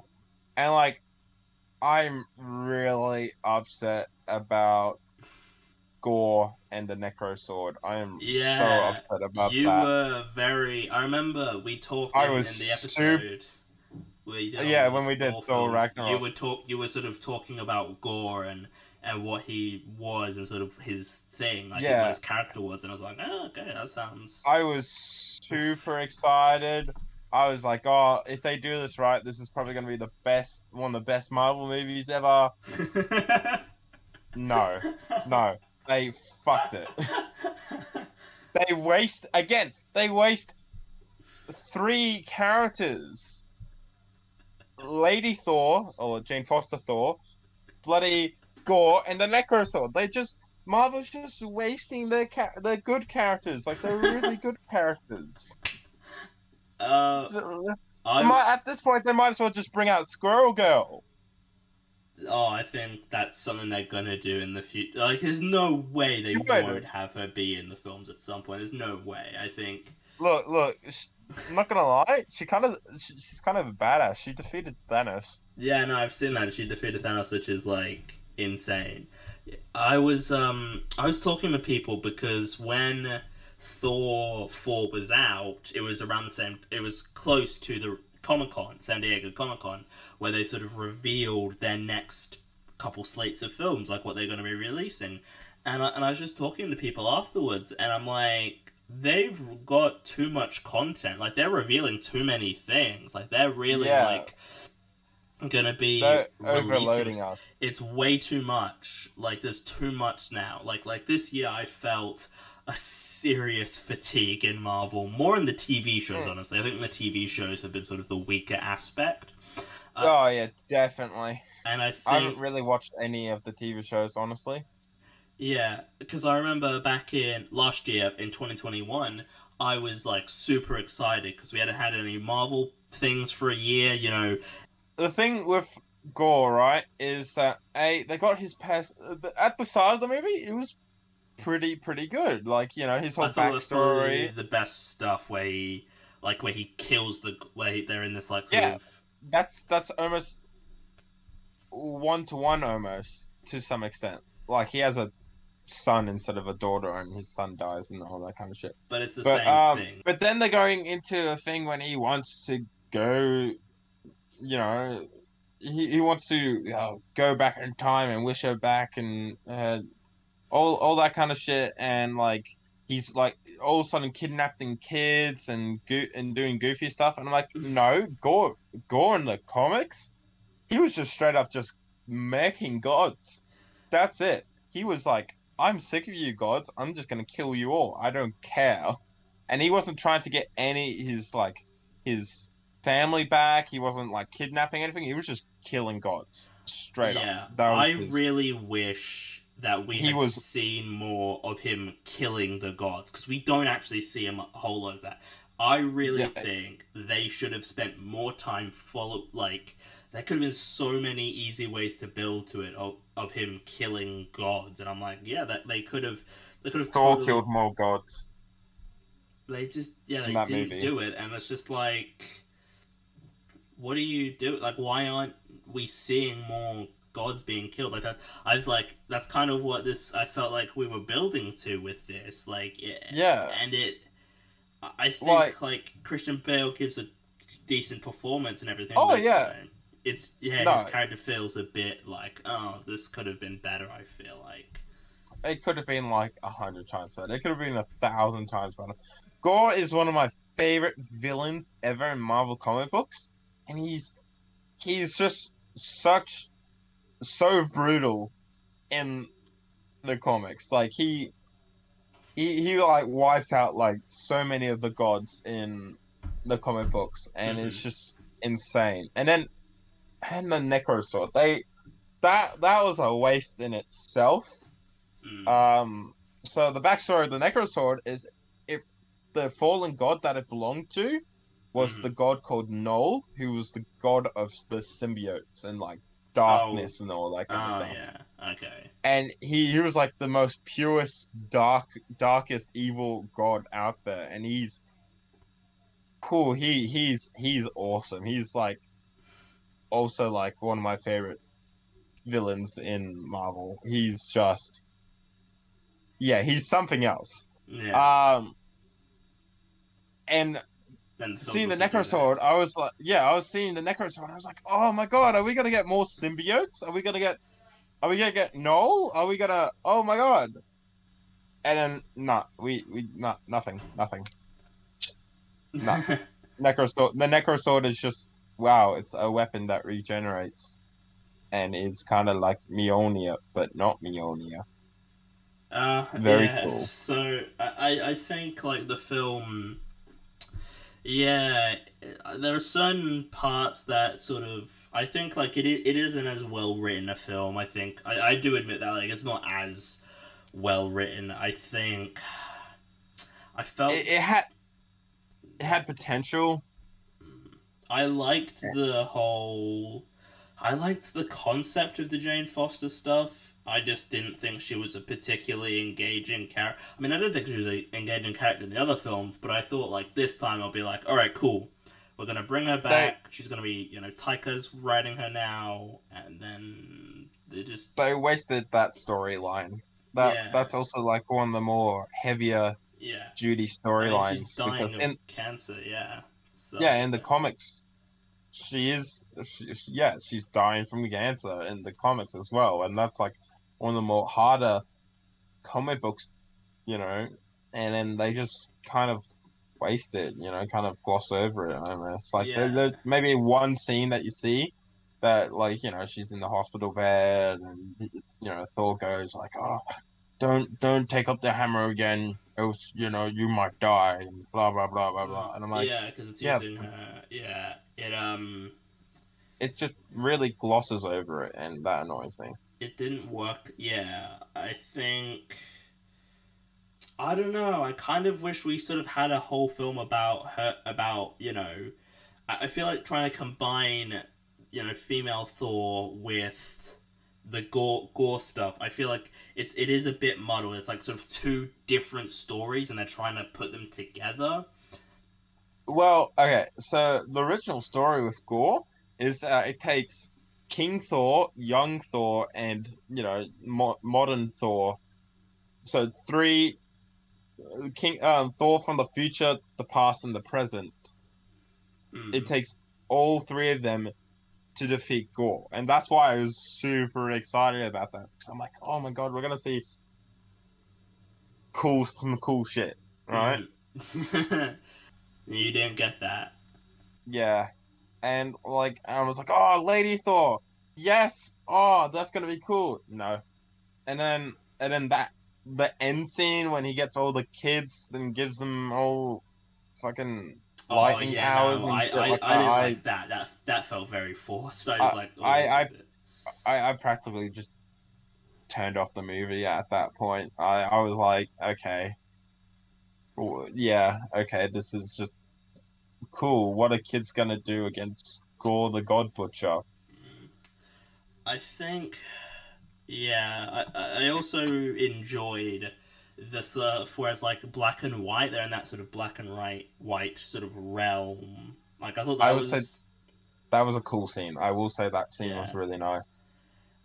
But yeah, it is not. It could have been a lot better. I found a lot of the characters, to be fair, like the Guardians of the Galaxy. I knew they weren't going to be in it for long, but they felt completely pointless. It was almost just like they're like, Mm. oh, we wrote these characters in at the end of Endgame. We need to quickly get rid of them.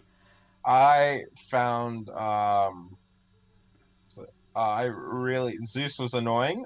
They cut a really cool scene out where Zeus, instead of being antagonistic, he actually takes um Thor under his wing and teaches him how he does his lightning, and how it's like the lightning comes in from within, and really emphasize. And I feel like they would have emphasized a little bit more of Thor Ragnarok as well, Mm-hmm. and Yeah. how he teaches, and like it teaches him, and he actually ends up giving his lightning bolt, not Mm. forcefully being. But then they went with the other way, and the other way was just, yeah, no, who? Um, Uh. Again, Thor kills more gods than Gore in the movie. Yeah. Also, like we've been very sort of general, but I think like we sort of touched on all sort of the major parts. I thought, yeah, I did think Chris Hemsworth was like, he's not as good this time. Like he in his last few appearances, especially in Infinity War, he was fantastic in Infinity War, and in this it's Yeah, just that was like. some of his best stuff. Yeah, And then yeah, he was just sort of on autopilot. I felt. I thought the post credit scenes were like fun, like because they've got Hercules is gonna be in the next Thor or whatever, and it's like, I mean, do I want to see that? Like, I'm only interested because of the guy who's playing Hercules, but other than that, it's yeah, like I don't really care. I'm not particularly invested in that. And then Valhalla, where we see Jane, and it's like, okay, cool. Uh, yeah, to sort of wrap this up, you mentioned the CGI before being terrible for Doctor yeah, Strange, and it was yeah, it was definitely more noticeably weak in this film. Like when that kid does his like thing, like Heimdall's kid, he's doing like the yeah, projection thing. That looked, I thought like, oh, that's looks very yeah. I think strange. that annoys me too, because then there was no mention to him having a kid. That I Um, recall, there was like no mention whatsoever, and all of a sudden, bam, Heidorn has a kid. yeah, there's that seems very sort of yeah out of And I'm nowhere. like, Um, Yeah, no, it's but despite that, I do like the film. What do you give it out of 10? I feel like it's gonna be a massive disparity between us. A 3. I, And that's me being generous. I'm trying. I think Tom gave like Doctor Strange 2. I think like a 3 or a. I think he gave it a 3 as well. And I gave it an 8. Look, I look, gave look. Love and I'll Thunder give an 8. I'll give Doctor Strange a 5 because I got really giddy when bloody Sir Patrick Stewart came out Yeah. as I was like, oh my, when as soon as I heard the theme music and then his wheelchair, I was like, oh my god. I got excited, and that's the only thing that would have bumped that movie up to like a 5 for me. But this is 3. This is dog water. This is me being generous and giving it a 3. I could give it lower, but I'm like 3. There are some moments that went bad. I really did not like Korg either in this movie. Holy crap, he annoyed the shit out of me. Oh That's yeah, all I'm I didn't saying like now. him as much either, to be fair, but I still gave the film an 8. Yeah, no, I think Will, I think you need to rewatch the movie. Like, man, give it another watch. You might change your mind. Oh, I'm sure I will in the future. That movie makes me angry. Very, very harsh words there from Aaron about Thor, Love and Thunder, but maybe, just maybe, if we're lucky, we can bring back some positivity with Nope, possibly. Nope. Yeah, I mean, I don't know how you feel about it, Tom, but I quite liked it actually. I thought it was I enjoyed parts of it, but I did find myself getting lost right while watching the film. okay. Um, All right. But basically, right, is that like, so I rented it on YouTube, right, because Oh yeah, you didn't see that, so you didn't see this one. Actually, that makes sense. It doesn't seem like you would have no, wanted not at to all. see that. I Yeah. mean, I do like the Jordan Peele stuff. I did think, like, I think it was Get Out. I think it was called. Yeah, that's one of his films. That's his first film that Yeah, he I directed. love that one. I thought that film was just mwah, mwah, right. It was really good, right. Mhm. Um, Have you seen this Us? one, I have not seen Us. I do intend to watch Us, right? Something I do intend Us to do in is the future. actually, I think Us is better than Get Out personally. Well, I just haven't seen it yet. Yeah, no, fair enough. but I It think I is thought good though. I thought Get Out was really good, right? But I definitely think this one. I think this one's the weakest out of the two I've seen, right? Yeah, that's pretty much the consensus from everyone. I think people, I think a lot of people say Get Out is his best film, and then Us and Nope. I think it's sort of between people. I think people overall though think Nope is his weakest film, which I would personally say Get Out is his weakest film personally. That's just my opinion. Really? So what do you Uh, think? Interesting. I like Get Out. I think Get Out is good. I think, but Nope really. I think Nope is. It's so interesting, and I think it is good. I think it's a good movie. I think Nope is actually a pretty good movie, honestly. I just found myself getting lost because I rented it on YouTube because I think it was only on Prime and YouTube, right? Oh yeah. True. And I had to rent it either one. I think YouTube was like $1 cheaper, right? I'm like, well, I'm just obvious choice. Yeah. But I don't know if because it was on YouTube, it might have had some quality issues with like the audio because I could not understand what a lot of the characters were saying. The main character mumbled a lot and had a really quiet voice, and Yeah, then he the did female admit from my character memory, yeah. had the thick black accent, right? You know what I mean? And I just struggled to understand what they were saying a lot of the time. And but I did overall. I didn't mind the film. I think the film was actually pretty good. It's something I would watch again. I feel like I would have to watch again as well, and I'd have a deeper understanding of it if I watched it again. But I actually, I think it was a good film. I liked a lot of it. But I found, it's not until I found when I was watching the film, I didn't understand a lot of the stuff, until after I watched until after I sat down and thought about it like while I was watching it, it wasn't very thought provoking until after I watched the film Yeah.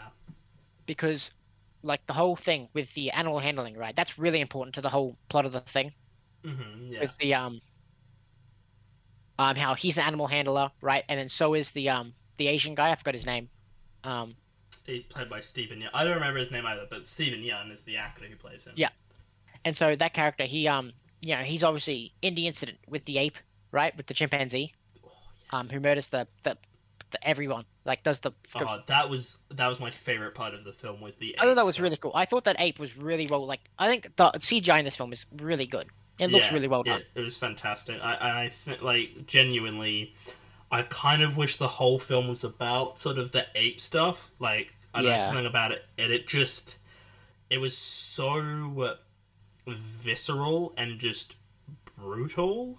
Yeah, it was just because the UFO wasn't scary, like at all. I don't think it was scary. It was just really tense. Like, yeah, and like the sound design of the ape just fucking bashing that person, like beating the shit out of these and like people. ripping her face. Cause you see her later, and she's like all disfigured in the face. Yeah, and it's based off of a real like there's a real person who had an ape as like a pet, which is a fucking terrible idea, and she like had her face like basically ripped off, basically, and she was for the rest of her life before she passed away. You know, she just was disfigured, and I mean chimps. It was a chimp, wasn't it? Yeah, because chimps are a violent fucking sociopaths. I feel like I could take on that chimp though. Like I'm sorry, like because you see the guy, he's sitting under the table, right? And then there's like the dad actor for like the sitcom. He just runs away from the ape. I don't know what he could. The ape could easily picked up a chair and beat the shit out of the ape. I think he could have won. No. Have you seen how? I need to send you this picture of a hairless chimp because that will probably make you rethink. No, I'm sorry. Nothing you could send me could make me rethink. I think I could take on an ape, right? If I had like he's in a set, right? He could pick up a chair and beat the shit out of that ape. I'm sorry. No, I don't. No, I think you're really overestimating your abilities to deal with like chimps are fucking sociopaths. Like they are fucking mental. Hey, they haven't met me. All I'm saying. I never. And there's a reason that chimpanzees haven't crushed me yet. But like that part was really important. Like when I watched the film, I thought the whole chimpanzee thing it was cool. It was probably the best part about the film, right? But I felt like I had no clue why that was in the film. Yeah, it made zero sense. That's sort of what I thought. I was like, oh, this is cool. Like not cool, but this is so like intense and interesting. But I was also like, is there a reason for this being in here though? Like there is. I think it is. It really surprised me. Like I sat down and thought about it a little bit. I did a bit of research afterwards, and it makes so much sense why it's in the film. Because the whole thing is that the alien spaceship is a wild animal, right? And this guy, the Asian bloke, he thinks he's like because the ape didn't kill him, right? Mm-hmm. He's kind of got this idea. He's like a golden child, like a lucky one. He's like a, you know. What I mean, he's like an animal whisperer type thing because of this incident, and because he's like it's warped as well, because he talks about the SNL sketch when he opens up like the thing, right? So he's clearly got he's made that chimp stuff like his personality, basically. Like he's got like the shoe that's like standing up in the and he's made it like a part of himself. He's got all this stuff, right? And he's got like a warped perception of what happened because of that SNL sketch and like everything that's going on. Like it's a traumatic event. Obviously, he's like using that to cope with it, right? And he's kind of got like a to him, it's not like a traumatic. Well, it obviously is. He's like suppressing it, but he views it as like a very like an opportunity for him, I guess. It's like he sees it as like a way for him to like he's the golden child. He's like the animal whisperer, right? He like has a very skewed perception of what's happened, and so what he does, he uses this because he knows of the UFO. I don't really know how he knows about it. They don't really mention it. And I feel like there's also, with this film, a lot of content, especially with the kids that he had. The kids felt like they were like, a lot of stuff was, they were there and they were doing the alien stuff, but they were very just cut out. It felt, they were just like, I don't know, there's stuff missing with those. But the guy, and the whole thing is that, because the main thing, something that I didn't pick up at first, was the alien is a wild animal, right? The horse tamers obviously know it's a wild animal. They do like, they're used to that stuff. But this guy isn't used to it in that same way. You know, he thinks he's just lucky and going to get away and can do pretty much whatever he wants, right?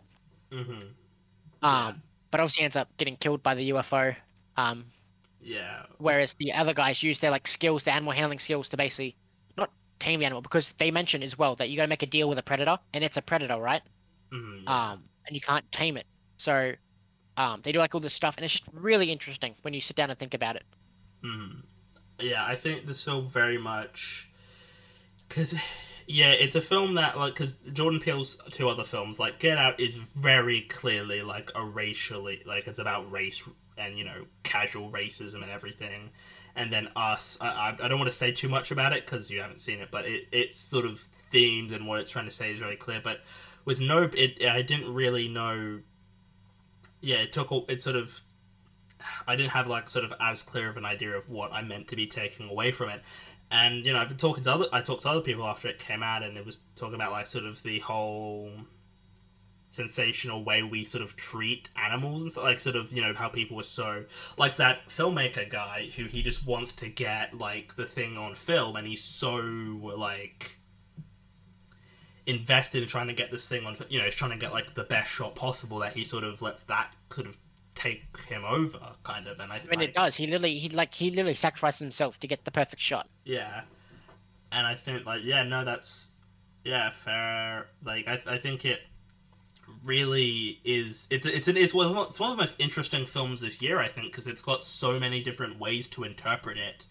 And I was reading some stuff from Jordan Peele, and he's talking about how talking about the COVID, sort of how that sort of impacted the film as well, and how it's sort of this inescapable tragedy that we're dealing with the pandemic, and how that sort of is part of the film as well. And I really like I think the film's got some really great ideas. It doesn't quite come together, but I think a lot of what it's doing is great stuff. Like I think yeah, the UFO, just that scene where it flies over those people on set and just like sucks them up, and we just see like inside it. I thought like, oh, that's really like, that's fucked up, but I really like that kind of that's actually really interesting, and I thought that was actually like a really great part of the film. I think like the performances are all really good in this film. I think they're all. Oh yeah, dude, the actors in it were really well. Like they just did that. They just hit. They just. I don't know. It felt genuine. Like I really liked the acting. I think the acting was superb, dude. Really, really good. Yeah, I like Daniel Kaluuya, who he's the main guy in it. I think he's a really good actor and everything. He's worked with Jordan Peele before in Get Out, and I didn't think he was like. I thought he was good in Get Out, but he wasn't amazing. But I thought he was excellent in Nope. Yeah, he was definitely much better in Nope than he was in Get Out. Yeah. I thought Steven Yeun, who's the guy who. The cowboy.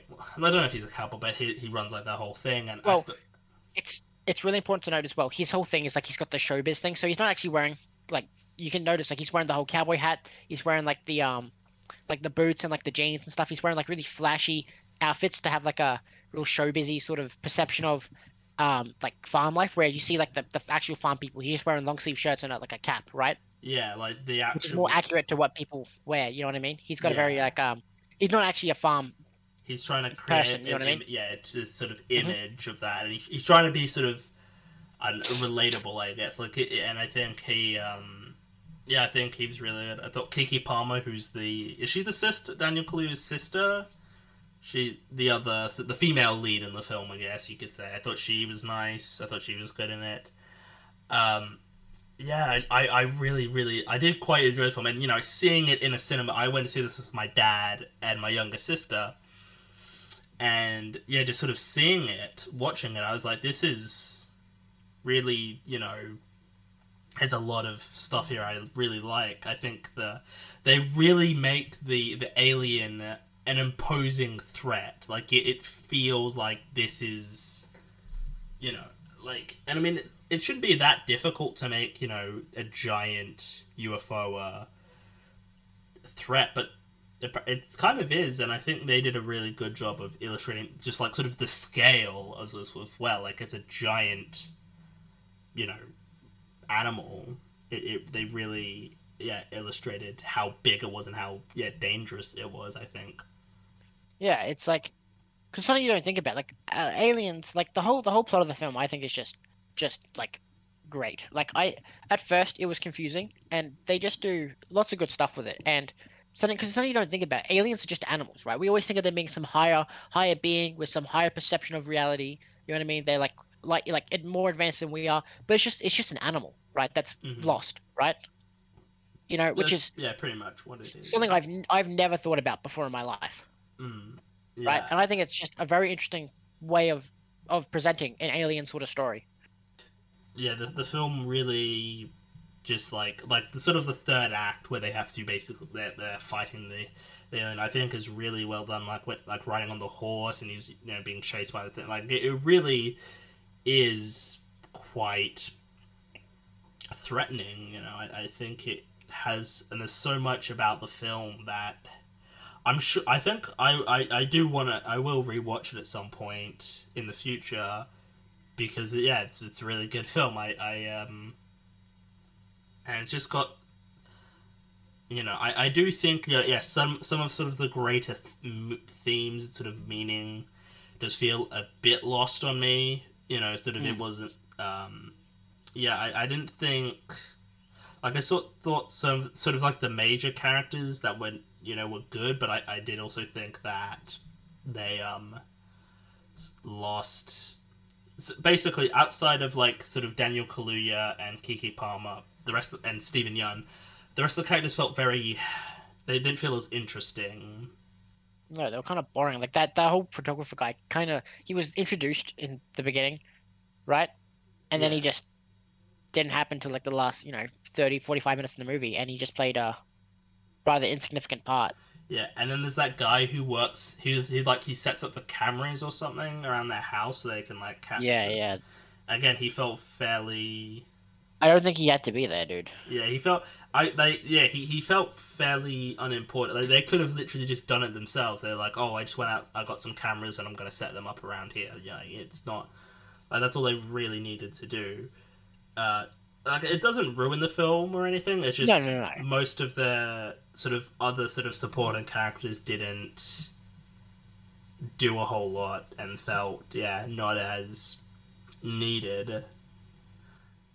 But like, overall, I do think it is it is quite a good film, and I quite liked it. I think it I really enjoyed it. Yeah, I mean, yeah, the best stuff though wasn't even really to do with the alien. It was to do with the ape, or the chimp rather. That was just, yeah, the best bit. And I kind of Like, wish there was a whole film sort of to do with that. I feel like, personally. I agree as well. I think the whole UFO, right, was cool up Mm. until when they started showing the UFO. Like when it was like you saw the bit where it's raining the blood on top of the house, which is a bit strange, I'll be honest. Mm. Um, but I did think when you could see it up top, right, it's kind of like hidden in the clouds and like the storm or whatever, it looked Yeah. really cool, right? But Yeah. I don't think that I think when you start seeing it in the end, it just kind of looks lame. Like I think the whole thing is that you can't really see what it is. You never I mean, really know what's out yeah, there. and they think it's like and they don't know it's an animal till they just sort of think it's like a spaceship, right? Like, Yeah. and I mean, yeah, it looks like a spaceship, but then yeah, we see it's not. It's just an animal, which is it's awesome. I think when it transforms at the end as well, looked really pretty. It was really cool. I was Mm. blown away. But yeah, just the gaudy stuff. Who was the chimp? Like, that was just, and Yeah, that was like the only I stuff that was actually quite, I guess, scary, but yeah, just quite. It was very unnerving. I think I do genuinely think the whole film should have been about that monkey Yeah, and rather than and what the they went guys sort rather of, rather than what they did, because I think it's kind of weak.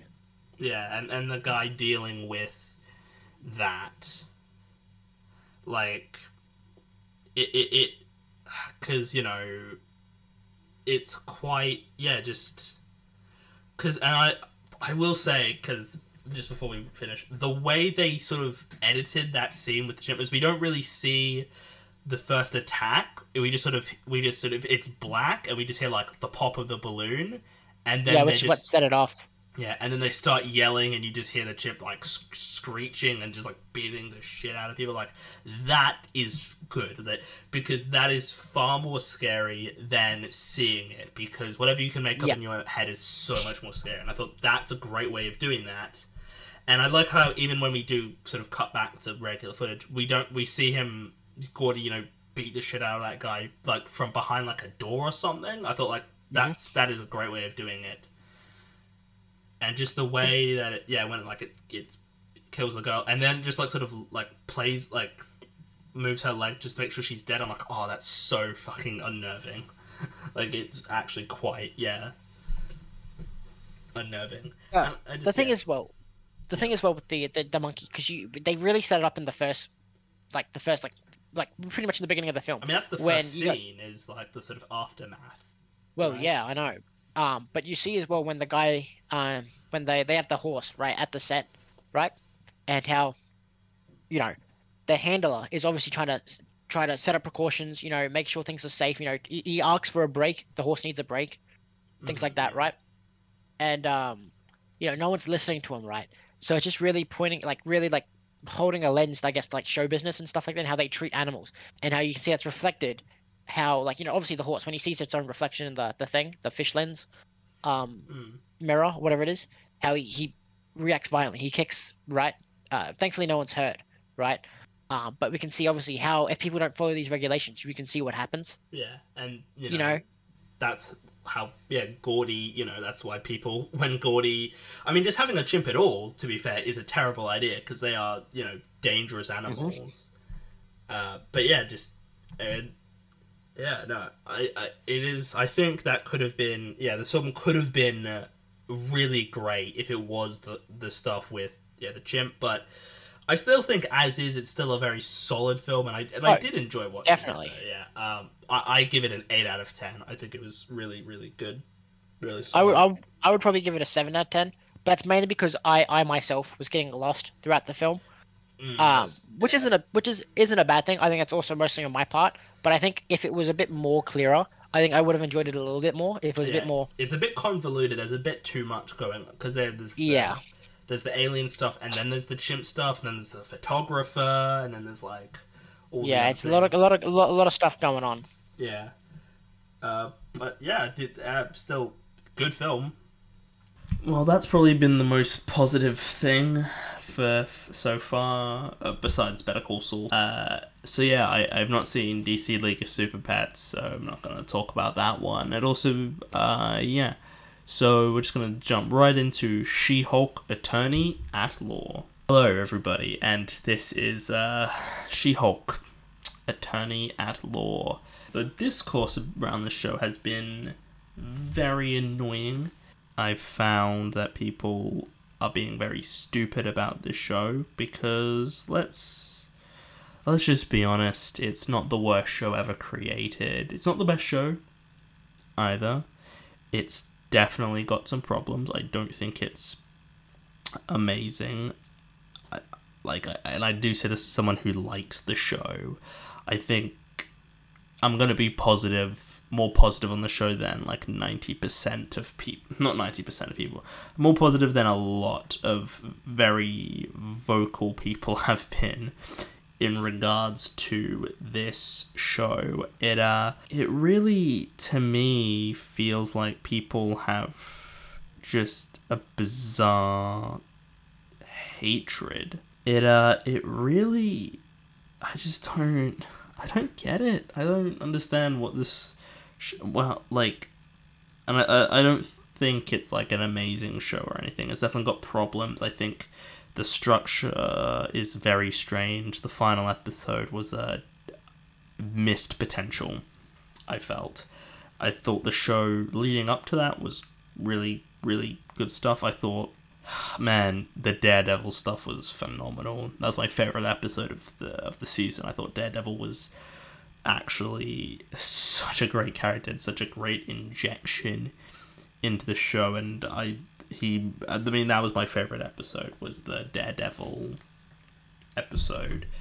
Just it was great. It was great seeing Charlie Cox, and hopefully, fingers crossed, they do Daredevil Born Again, I think that's what it's called, well. And I hope they do. I hope they don't screw it up, because I'll be a bit disappointed with it. But yeah, I think the show, initially, when I heard that they were doing 9 episodes, I was concerned, because I thought they were going to be doing like 40-minute, sort of a TV hour long for each episode, and it's like that's not good. I wasn't looking forward to that. And then I found out it was going to be like sort of a sitcom, and it was going to be sort of like a 30-minute comedy, and I was like, oh, that's better. I'm not against that. Like, I think the show's good. I think it's a good show. I think people were hating on it before it even came out, too. I want to make that clear. People were hating on it, and it definitely has problems. I don't think it's always funny. I do not think some of the jokes land. I don't think, who's her name? Jessica Gao is the woman who is the showrunner. I don't think, from everything I've heard about her, she doesn't seem like a particularly likable person, and that sort of rubs me the wrong way. From everything I've heard about her, she doesn't seem particularly nice. But yeah, I thought it was a good show. I don't actually have a whole lot to say about it. I did find the ending to be fairly weak, and especially the sort of stuff they're setting up for the future, I did not like. I thought, I don't know the actress's name, but the actress playing She-Hulk, or Jen, yeah, it's good. I like the fourth wall breaking stuff. I think it's a decent show, and probably one of the MCU's better shows, honestly. I think the MCU's very hit or miss with their shows, and I think it's probably the most consistent show in terms of quality, because the other shows sort of go in between. Like Moon Knight, for example, started really good and then went downhill to bad. WandaVision had some really high highs, but also kind of had a fairly mediocre ending. Falcon and the Winter Soldier just went to shit by the last couple episodes. What If was very inconsistent, had some really good episodes, had some mediocre ones as well. Hawkeye's probably been about as consistent, and slightly better. I think Hawkeye's probably slightly better. Yeah, but no, She-Hulk is a decent show. There's not much to say on it, really. 7 out of 10. I like it. I think it's good. And I do think people should watch it and ignore what those fucking idiots had to say online. So, yeah, that was a pretty quick segment. I didn't have a whole lot to say on it, and that's okay. And also, this is going to be the end of this episode. Yes, I know there's a lot more things that I was supposed to have talked about by now. For example, Avatar: The Way of Water, and, Black Panther: Wakanda Forever. That will be next week's episode. This was not initially the plan, but when I started compiling all the stuff together, I was like, this is going to be a long episode. So I decided to split it in two. The rest of the other things that I've recorded or will record in the coming week will be out in next week's episode. And it's probably going to be what I'm going to do for the foreseeable future, because these episodes will be too long otherwise. So I will basically split the review of the year into 2 parts. I'll try and do like half the segments in one episode, and then the rest in the next episode. And now that I'm thinking about it, there's stuff that I really wish I had tied episodes into, because I saw some stuff recently that has gotten into my top 10 of the year, and I won't really have a chance to talk about it because of how this is going to go. However, at the end of next week's episode, after all the segments are done, I will give you all my top 10 films of 2022, and by the time that episode is out, it will be 2023. I don't know when I'm going to record that. That may be recorded in 2022 or 2023, depending on how everything is. But yeah, I hope you've enjoyed this episode. Next week will be discussions on other stuff, such as Clerks 3 and Avatar: The Way of Water, and, a whole bunch of other stuff that I can't think of right now off the top of my head, because my mind has just gone blank. Wakanda Forever, And yeah, I hope you have all enjoyed this episode, and I will see all of you in the next one. Goodbye.